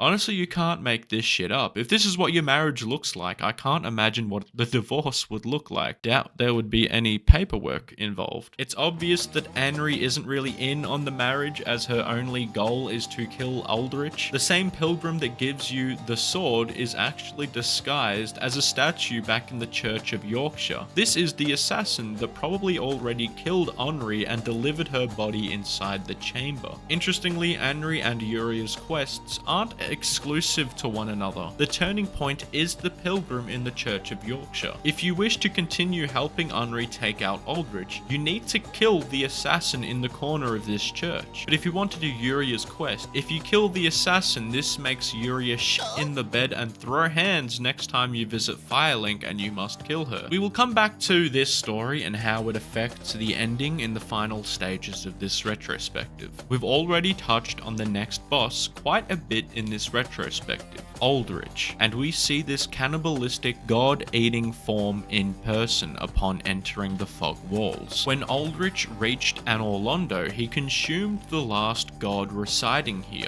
Gwyndolin. He gave himself to Aldrich in order to save his sister Yorshka. Interestingly, according to the Life Hunt Scythe description, Aldrich dreamt as he slowly devoured the god of the Dark Moon. In this dream, he perceived the form of a young, pale girl in hiding. Some believe this woman to be Priscilla. However, it's more likely that this girl in hiding is Yorshka, who we can find dwelling alone atop the prison tower in Anor Londo that rises above the Church of Yorshka. She herself has the traits of a crossbreed. When Gwyndolin saved his sister, he also entrusted her with the command of the Covenant Blades of the Dark Moon. If you already don't like the sound of Aldrich, you know, feeding on humans and then turning to eat gods, he also had lots of sexy time with a woman named Rosaria, a woman dubbed the Mother of Rebirth. robbed of her tongue by her firstborn child. Sexy time that led to a lot of babies, and a lot of babies ending up in the tummy of Aldrich. This leads a lot of people in the community,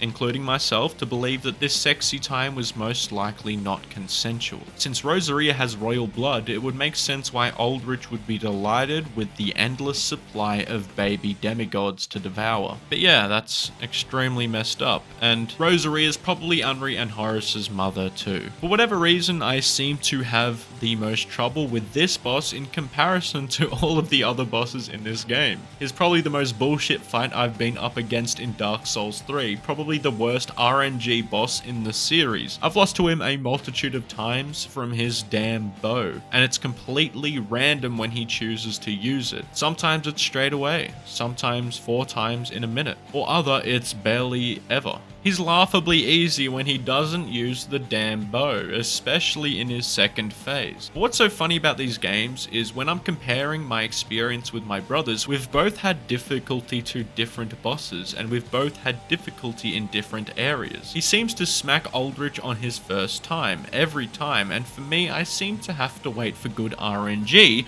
on his damn bow. On the same topic, the next boss, Dancer of the Boreal Valley, is a boss many people seem to have trouble with, but I seem to beat it on my first or second go. The Dancer is a direct descendant of Guinevere minus the melons. After Pontiff Sulyvahn imprisoned Gwyndolin, he gave a set of enchanted swords to the Dancer, a symbol of her oppression to this tyrant, and ordered her to serve as the Dancer in his service. The swords mirrored Pontiff's, dark magic in the right hand and fire in the left. After Lothric refused to link the flame and the kingdom fell, Pontiff ordered the Dancer to serve as the Boreal Outrider Knight, which pretty much equates to her being exiled. The eye ring that he gave her, along with the one he gave Vordt, transformed them into savages, mindlessly guarding the areas, ensuring the Pontiff had total dominion over them, preventing any type of betrayal. She guards the High Priestess Emma, and if you kill Emma before Aldrich, you can actually skip everything previously entirely and head to Lothric Castle early. But that's when this boss becomes a bit harder. I can see why people do have trouble with this boss, especially if you're underleveled or don't have enough health or a strong enough sword, because this arena is quite compact and her grab attack could easily just one-shot you if you don't have enough vigor. But I just don't have a hard time with this boss and never have outside my first playthrough. It's not to say I don't like this boss, I love it. I often use her armor as soon as I'm able to get it. Almost every single playthrough apart from the one that I filmed. The boss design and music is a solid 10 out of 10, but I do wish it was a little bit more difficult, for me at least. The next area is one of the few areas where you can branch off into different locations and choose where to go, and one of them is entirely optional, but that's where we're going first. To Oceiros the Consumed King. Oceiros was the king of Lothric, and his sole description gives a clear insight into his backstory. Oceiros went mad trying to harness his royal blood for a greater purpose, leading him to the heretics of the Grand Archives, where he discovered the twisted worship of Seath the Pale Drake. He would marry Guinevere and then be a father to Lothric and Lorian. Lothric was designated to become a Lord of Cinder, linking the flame to keep the Age of Fire alive. And despite all of the king's hopes, building statues that conveys his presupposed sacrifice, Lothric revealed himself to be a sick and shriveled child, never growing out of his toddler clothing, causing the start of Oceiros' plunge into insanity. Then he continued to try and create a worthy champion that would link the fire. When Lorian was born, he would bind the souls of the two brothers together with a curse, but the union resulted in the older brother to share his condition with the youngest child, making Lorian crippled and mute. Alas, a third child came.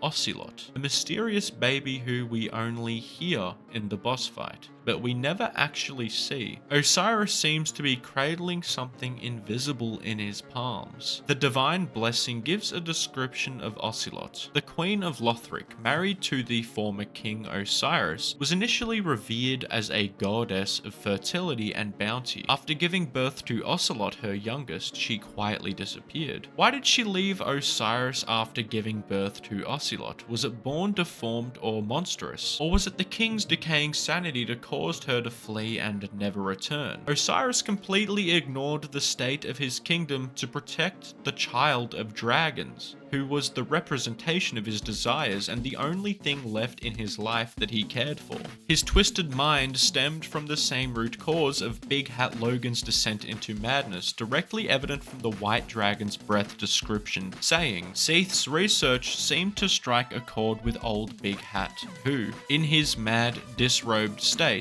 made divine work such as this his own. Oceiros was no doubt edified by this, and according to the dragon scale ring, he was said to be obsessed with dragons. In his later years, Oceiros became fascinated with dragons. After going mad, he was more commonly known as the Consumed King. Many assassins were dispatched to his domain, but none returned. The Consumed King ascribed his resilience to the divine protection of the dragon scale. He also made his army wear shields decorated with a white dragon. You'd think he'd know what would happen if he followed in these two people's footsteps, but he took a gamble that would cost him his life. The next boss fight starts with a cutscene of Oceiros in a delusional state holding up the invisible Ocelot in his palm. When he notices the Ashen One's presence, he picks up his staff and prepares for battle. You ignorant slaves. Finally taken notice, have you? Of the power of my beloved Ocelot, child of dragons. His attacks are relatively slow and easy to avoid in his first phase, and you'll find a lot of openings. However, the intensity ramps up a considerable amount in his second phase. He brutally disposes of the baby in his palm and destroys his staff by smashing them into the ground. He then crawls on all four limbs, and the battle becomes pretty similar to Vordt's, but a lot more difficult. His scream in battle, Ocelot, is just so iconic, by the way. Ocelot! What makes his character so tragic comes down to several unique reasons. His fall from grace, obsession, madness, delusions, loss, desperation for a worthy heir, isolation. So many of these factors make this creature's story so impactful in all the right ways, and resulted in this being one of the saddest boss fights ever fought. Even though you know that you should kill him, it's like putting down a sick dog. It just leaves you feeling a little bit shitty. When you continue past this location and onto the next, things will start to feel very familiar, but something is very off. When you take in the landscape and start to remember this area, you'll realize that you're back at the beginning of the game, the Cemetery of Ash. I'll be honest, at this point I got very confused about the timelines and locations between the Cemetery of Ash and this new location, the Untended Graves. When you find and fight Gundyr, you'll notice he's a different person entirely, in his prime, which suggests that this area is set in the past. This is confusing because then you're left with 4 options as to when this area exists. This is either set in the past, future, present, or a parallel timeline. The most common theory is that this is set in the past when the fire almost faded completely. The reason why Gundyr with this boss fight is not named Iudex is because he came too late to link the fire and was greeted by a shrine without fire, coupled with a bell that would not toll. He was defeated in battle by an unnamed warrior and became the sheath of a coiled sword in the hopes that someday the first flame would be linked once again. But at the same time, things just don't make sense with this being in the past. If this is the past, why do orange sign messages left in the original Firelink Shrine show up in the Untended Graves? And where's Andre or the Firekeeper? How are they dead if this is the past? It must be the past because of the handmaid recognizing you after visiting here and then going back to the regular Firelink Shrine. And also it must be the past because Gundyr hasn't been affected by the pus of man yet. But then it must be the future because you find Andre's hammer and Yol's ashes in the Untended Graves of Firelink Shrine. But then I think that this must be the present or a parallel universe because Firelink and Cemetery exist concurrently without any time traveling involved to reach. The most reasonable explanation that I could come up with is that I think Oceiros definitely has something to do with this. Perhaps with his madness he tried to create a portal in the hopes that Ocelot could relink the flame. and his muddled mind created something like this, something that doesn't make it a sense, boss. We know that time is weird in Dark Souls, but in this case I think it's a bit unnecessary. Even though it's unnecessary, however, seeing Gundyr in his prime, whether it's in the past, present or future, whatever, it's damn awesome. I think they did a first boss fight refight a lot better than they did in Dark Souls 1, and it's somehow reminiscent of how you fight the giant boss twice in Dark Souls 2, once in the present and then going back in time to fight him in his prime. Granted, I whooped his ass again without breaking a sweat in the rematch. If you think we're going to continue normally from here, you're gravely mistaken. In between the untended graves and the consumed King's Garden, we pick up an emote which, when used in the right spot, takes us to a completely different optional area. And it's here I want to say something and call a lot of people out. There's no way in hell you guys found this out on your first playthrough on your own. You're not going to make me believe that you found this shit and was like, I remembered this one place I went to. What if I use this emote sitting down and then get teleported to another area? You're lying to me and yourself. If you're gonna try and make me and everyone else believe that you didn't Google this, I don't believe you for a second. Maybe the first guy who did this ever figured it out by himself, or some random guy in Japan misclicked, or this was his favorite emote and wanted to sit down and enjoy the view, but everyone after that Googled it. Alright, you're never going to convince me that you used this emote right here and got here by your own damn self. Alright?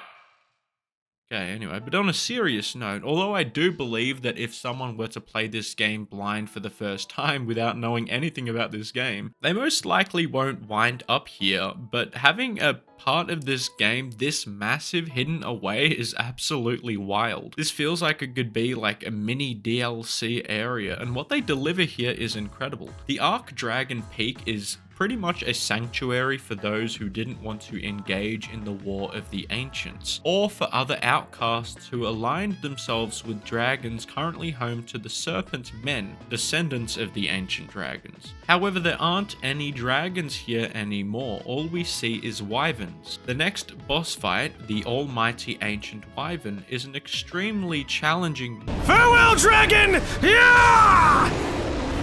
The Ancient Wyvern is a boss that is the same as the wyverns in Lothric Castle, the only difference being the ones in the castle are dying and pretty much defenseless. It drops a dragon head stone, a stone imbued with the power of the dragon. This item can turn your head into a dragon if you take off your helmet, allowing you to breathe fire, and the effects will last until you die. This is easily one of the most unimportant and uninteresting bosses in the game. Really, it's not even a boss, it's just a large enemy, and I really do think that this is a huge missed opportunity to make the wyvern fight a lot cooler. The wyvern fights in Dark Souls 2 before you get to the Archdragon Eyrie and the peak of Dragon Eyrie were a lot better, but I think there's a good reason why this is one of the weakest boss fights in the game, and that's because the strongest one is about to be revealed. The Nameless King, firstborn child of Gwyn, Lord of Sunlight, worshipped as the god of war slaying dragons. After his father Gwyn linked the flame, the throne of Anor Londo would be passed to him. He wore the crown titled the King of Gods. He carried his father's instructions, guiding the humans on the road to linking the first flame to continue the Age of Fire. The firstborn's reign was catastrophic in its later stages. The four kings of Londo were corrupted by the dark power of Darkstalker Kaathe,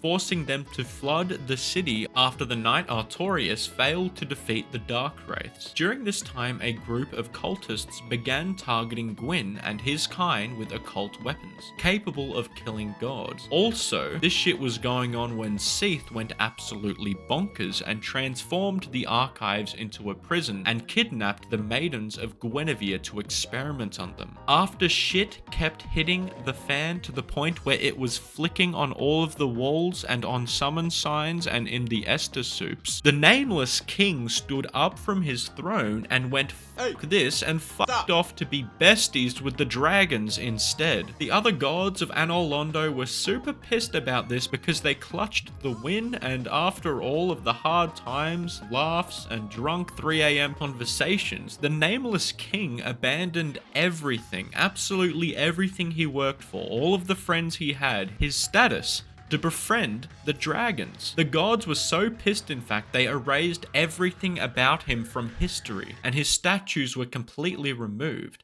This is the reason why we don't hear from him in any of the other games, or we don't see him in the opening where Gwyn, Nito, the Witch of Islith, and all of the gods fight the dragons in Dark Souls 1. He was there, but he was erased. A question you do ask yourself with every single boss fight in this game, but more particularly this one, why does he decide to attack you? There are many reasons that he shouldn't. You don't side with the gods or the dragons, you're pretty much neutral. However, he does have his reasons. You have the goal of linking the fire. Even if you're killing gods to do so, this is the goal of Gwyn, his father. The Ashen Estus ring proves that you also have a connection to Lothric, the place ruled by the descendants of the gods. No one really knows why Gwyn's firstborn decided to like them dragons. Maybe he secretly somehow befriended the dragon he's now riding in the boss fight, and when that dragon was about to be murdered, the Nameless King saves him and he was then exiled. But maybe he just thought they looked cool. This is easily one of the hardest bosses in the game if we don't include DLC. The first phase isn't overly difficult, but it's damn awesome. This dude just comes riding in ready on his massive beast of a wyvern, but you still need to be careful of his lightning bolts or spears because locking on is absolutely not going to go your way during this phase. Mouse and keyboard players will definitely be getting carpal tunnel too. The Nameless King will dismount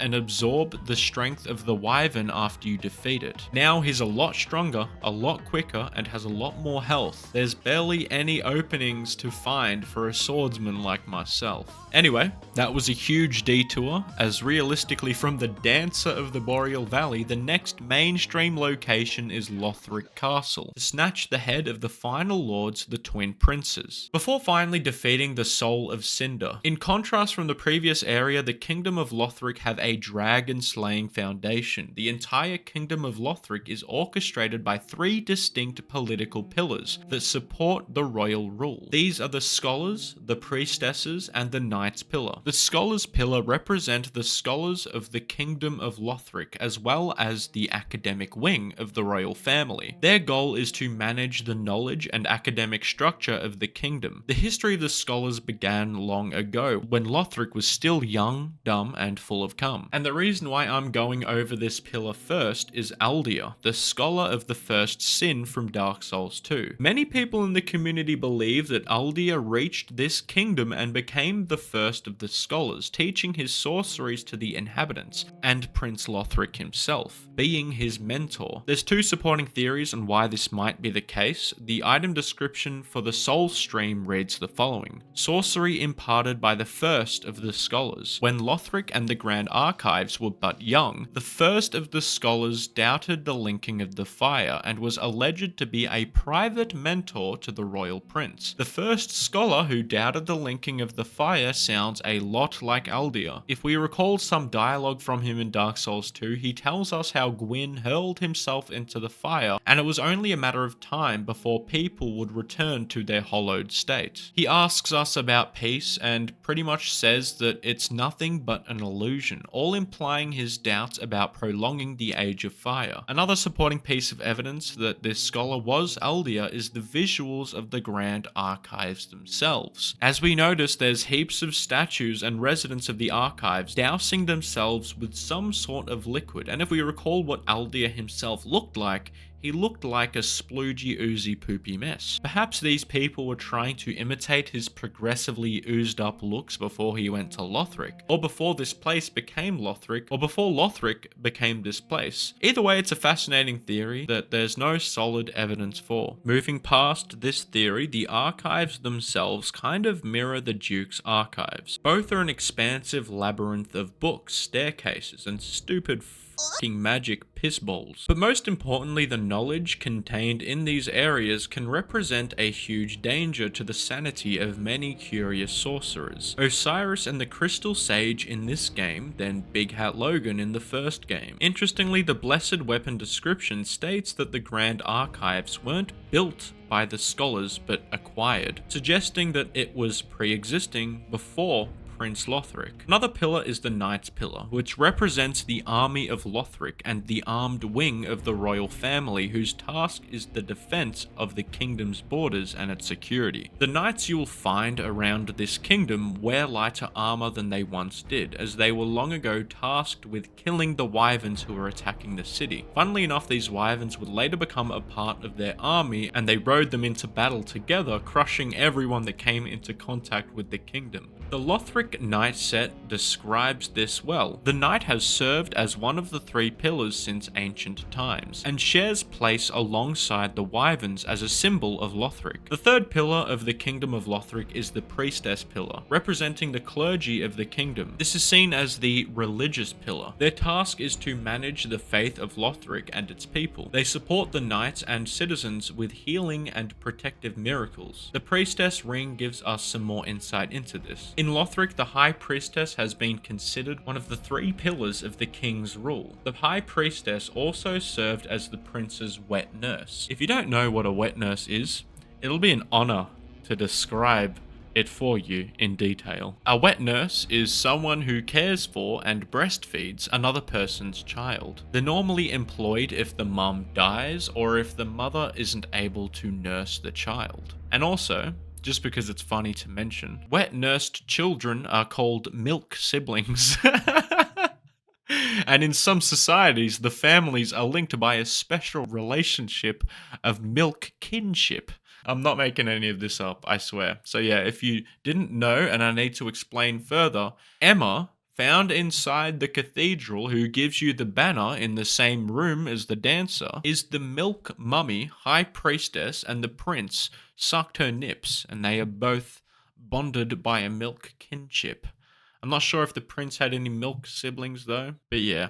Anyway, the next location is the Grand Archives that we briefly touched on earlier. A cursed place, both figuratively and literally. Even when you're moving throughout this castle, you get spectral hands clawing at you. A physical manifestation of the curse of Seath, representing forbidden knowledge and cursed knowledge. These arms actually share a resemblance with the arms that appear out of the cursed rotted Greatwood second phase as well. You can, however, plunge your noggin into the Grand Secretion to stop these hands from touching your no-no squares. This painful place consists of 6 floors and balconies and rooftops and magic bitches and little bitches. It's easily one of the harder areas in Dark Souls 3 for first timers and caused me to drop this game for a couple weeks or months. However, similar to the Duke's Archives in Dark Souls 1, once you learn it and smack the teleporting magic goober, it can be enjoyable to explore. There's also no bonfires present here, so activating shortcuts and remembering the way around this maze becomes a must. In all honesty, when it comes to comparing the two, I like the Duke's Archives better than the Grand Archives, as the Duke's Archives showcase the game's variability in terms of style, palette, and overall feel. The enemies, architecture, color, everything was different in the Duke's Archives to the rest of the game. However, the Grand Archives feels like it's anything else you'd see in Dark Souls 3. Just another mirror of a gothic horror. This isn't exactly a bad thing for all players, however. I can see the appeal for a dark fantasy through and through, and the game aiming for just that does achieve this purpose well. I think both locations reuse too many enemies as well. They should have placed a lot more unique foes in the library. The Chancellor and Crystal Sage both operate in similar challenging manners that does make the area feel more dangerous indeed. However, both are reused. On the contrary, the Duke's Archives in Dark Souls 1 actually does have new enemies. The Grand Archives does not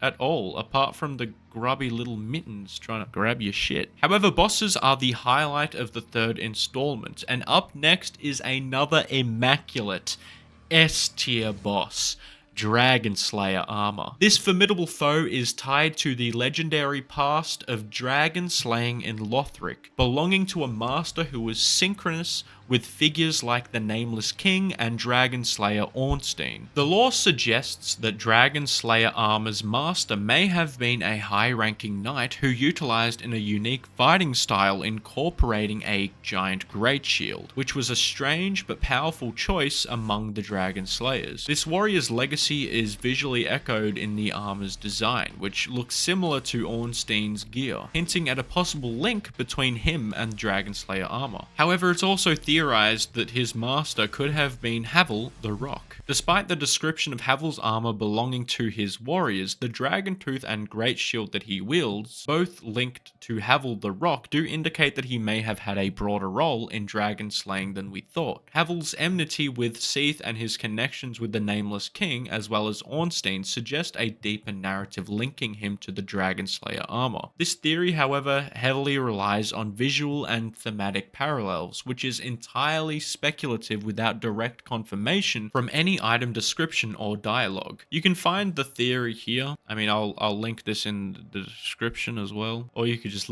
pause the video and just type out the characters one by one. It is a quite complex and confusing and quite frankly rather long but interesting read. This boss is S tier in many senses. A perfect level of difficulty where he's a good challenge but not dreadful. Awesome soundtrack, amazing setting, visuals are just impeccable. He always has been one of my favorite bosses in the entire franchise for hitting the mark on every level. We have already briefly touched on the next boss after this one, Lorian and Lothric, the twin princes, but I do wish to read out a lot of relevant information from item descriptions that we know about these two brothers, since there was pretty much all about the weird dragon slaying armor that was 100% known to us. Lothric's holy sword reads the following. Young Lothric was meant to be a champion and was expected to wield this platinum sword, but some things will remain distant dreams forever. Lorian's helm then reads, Lorian, raised a knight, is said to have been left mute and crippled by his younger brother's curse. It is also said that Lorian in fact wished it so. The soul of the twin princes and the twin prince's greatsword then contextualizes their relational curse with the following descriptions. Soul of the twin princes reads, the two princes rejected their beauty to become lords of Cinder and settled down far, far away to watch the fire fade from a distance. A curse makes their souls nearly inseparable. The twin prince's greatsword reads, their union is rooted in a curse and perpetuated by grief. While a lot of Dark Souls lore sounds vague and people get themselves into keyboard shootouts on Reddit over personal interpretations and semantics, there's quite a bit of grounding that we get from these descriptions. Lothric was meant to be a champion and was expected to wield the platinum sword, suggesting that he had very high expectations placed upon him, and significant responsibilities and a noble destiny ahead of him. Lothric's failure to meet these expectations implies a sense of unfulfilled duty and internal conflict, possibly a broader disappointment felt by those who placed their trust in him, such as his brother. The sword itself represents the lost promise of Lothric and the weight of his failed destiny. It's kind of ironic that you're able to take it from him, symbolizing the gap between what was meant to be and what ultimately became a reality. His refusal to link the flame could have been the final straw that revived the Ashen ones. This is definitely one of the harder bosses in this installment, some folks online saying it was their hardest encounter in the mainline game. For me, it's definitely up there, very close with the Nameless King. The extremely wide slashes and stabs and teleporting and magic bolts and the second phase make him a bitch to come up against every playthrough. But just like any boss, enough memorization, determination, and your brother's spare controller leads to spanking a bitch sideways. Finally, it's now time to fight the best final boss in a Dark Souls game, accompanied by the best final boss arena in a Dark Souls game, with the best final boss music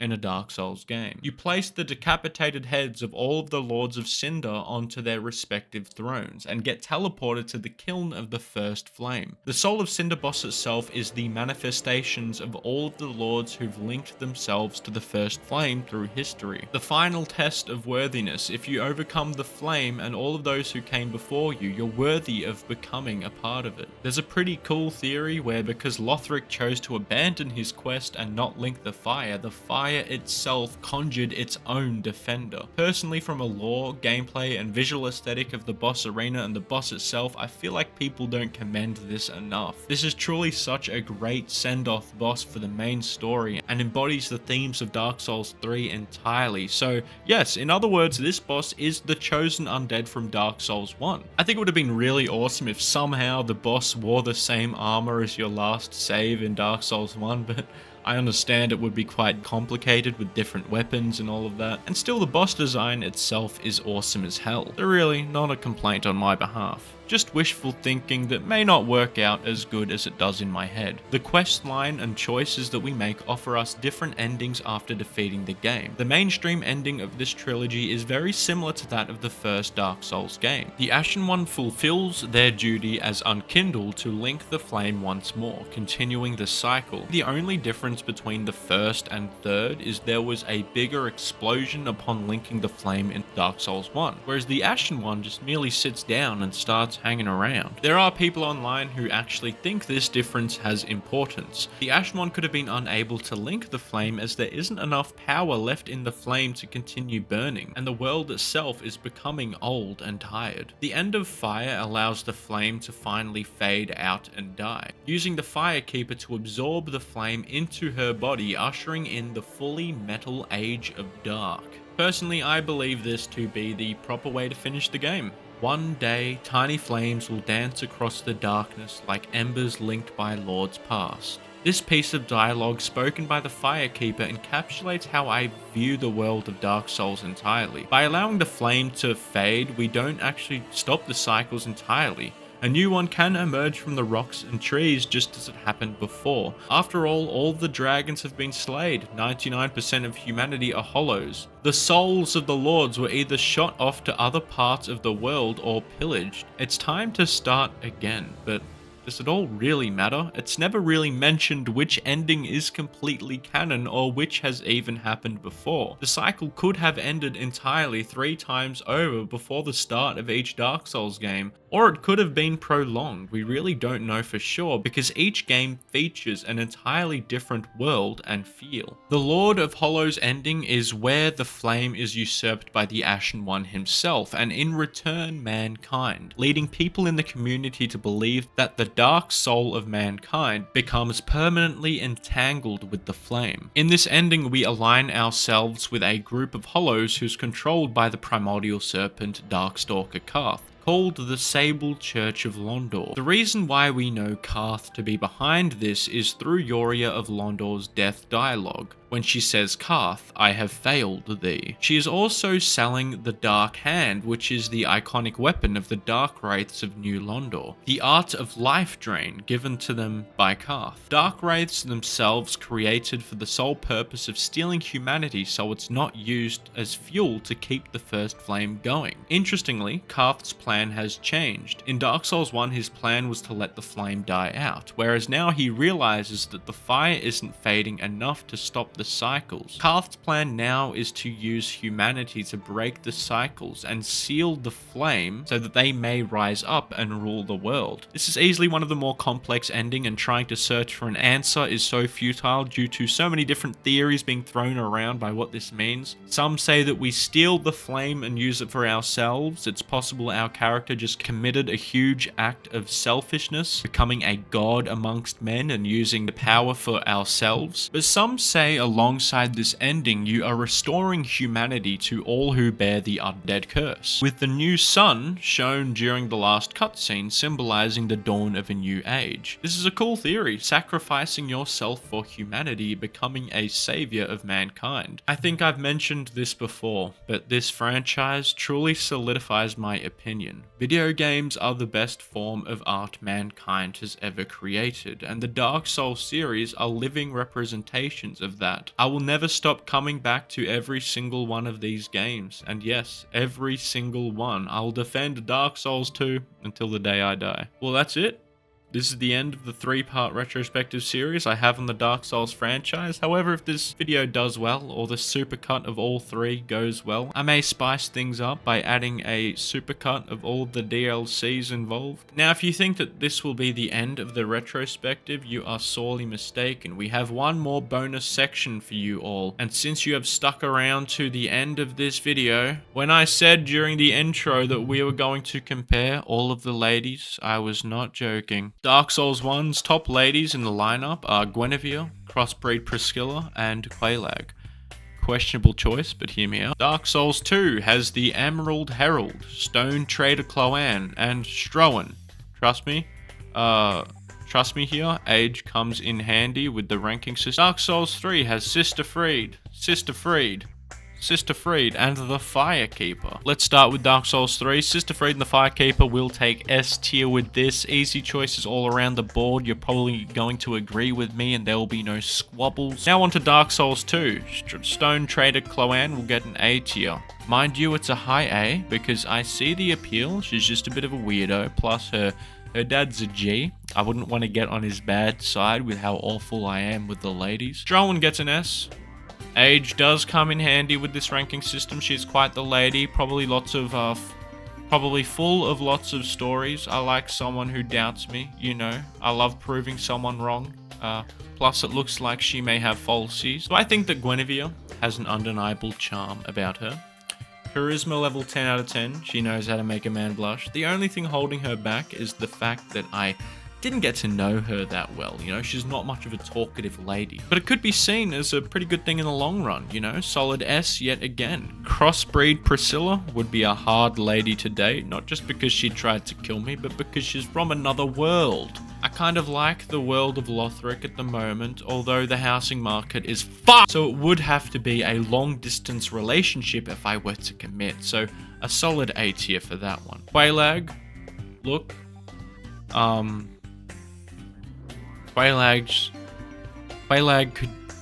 could be really Quelaag. What could I say about Quelaag? Now, what could I say about Quelaag? Look, if you put sheets, like her waist down, just a bed, I think that could work. Just like a mattress on, like, right under her belly. I think that could work. The only problem is I don't know what a pussy is.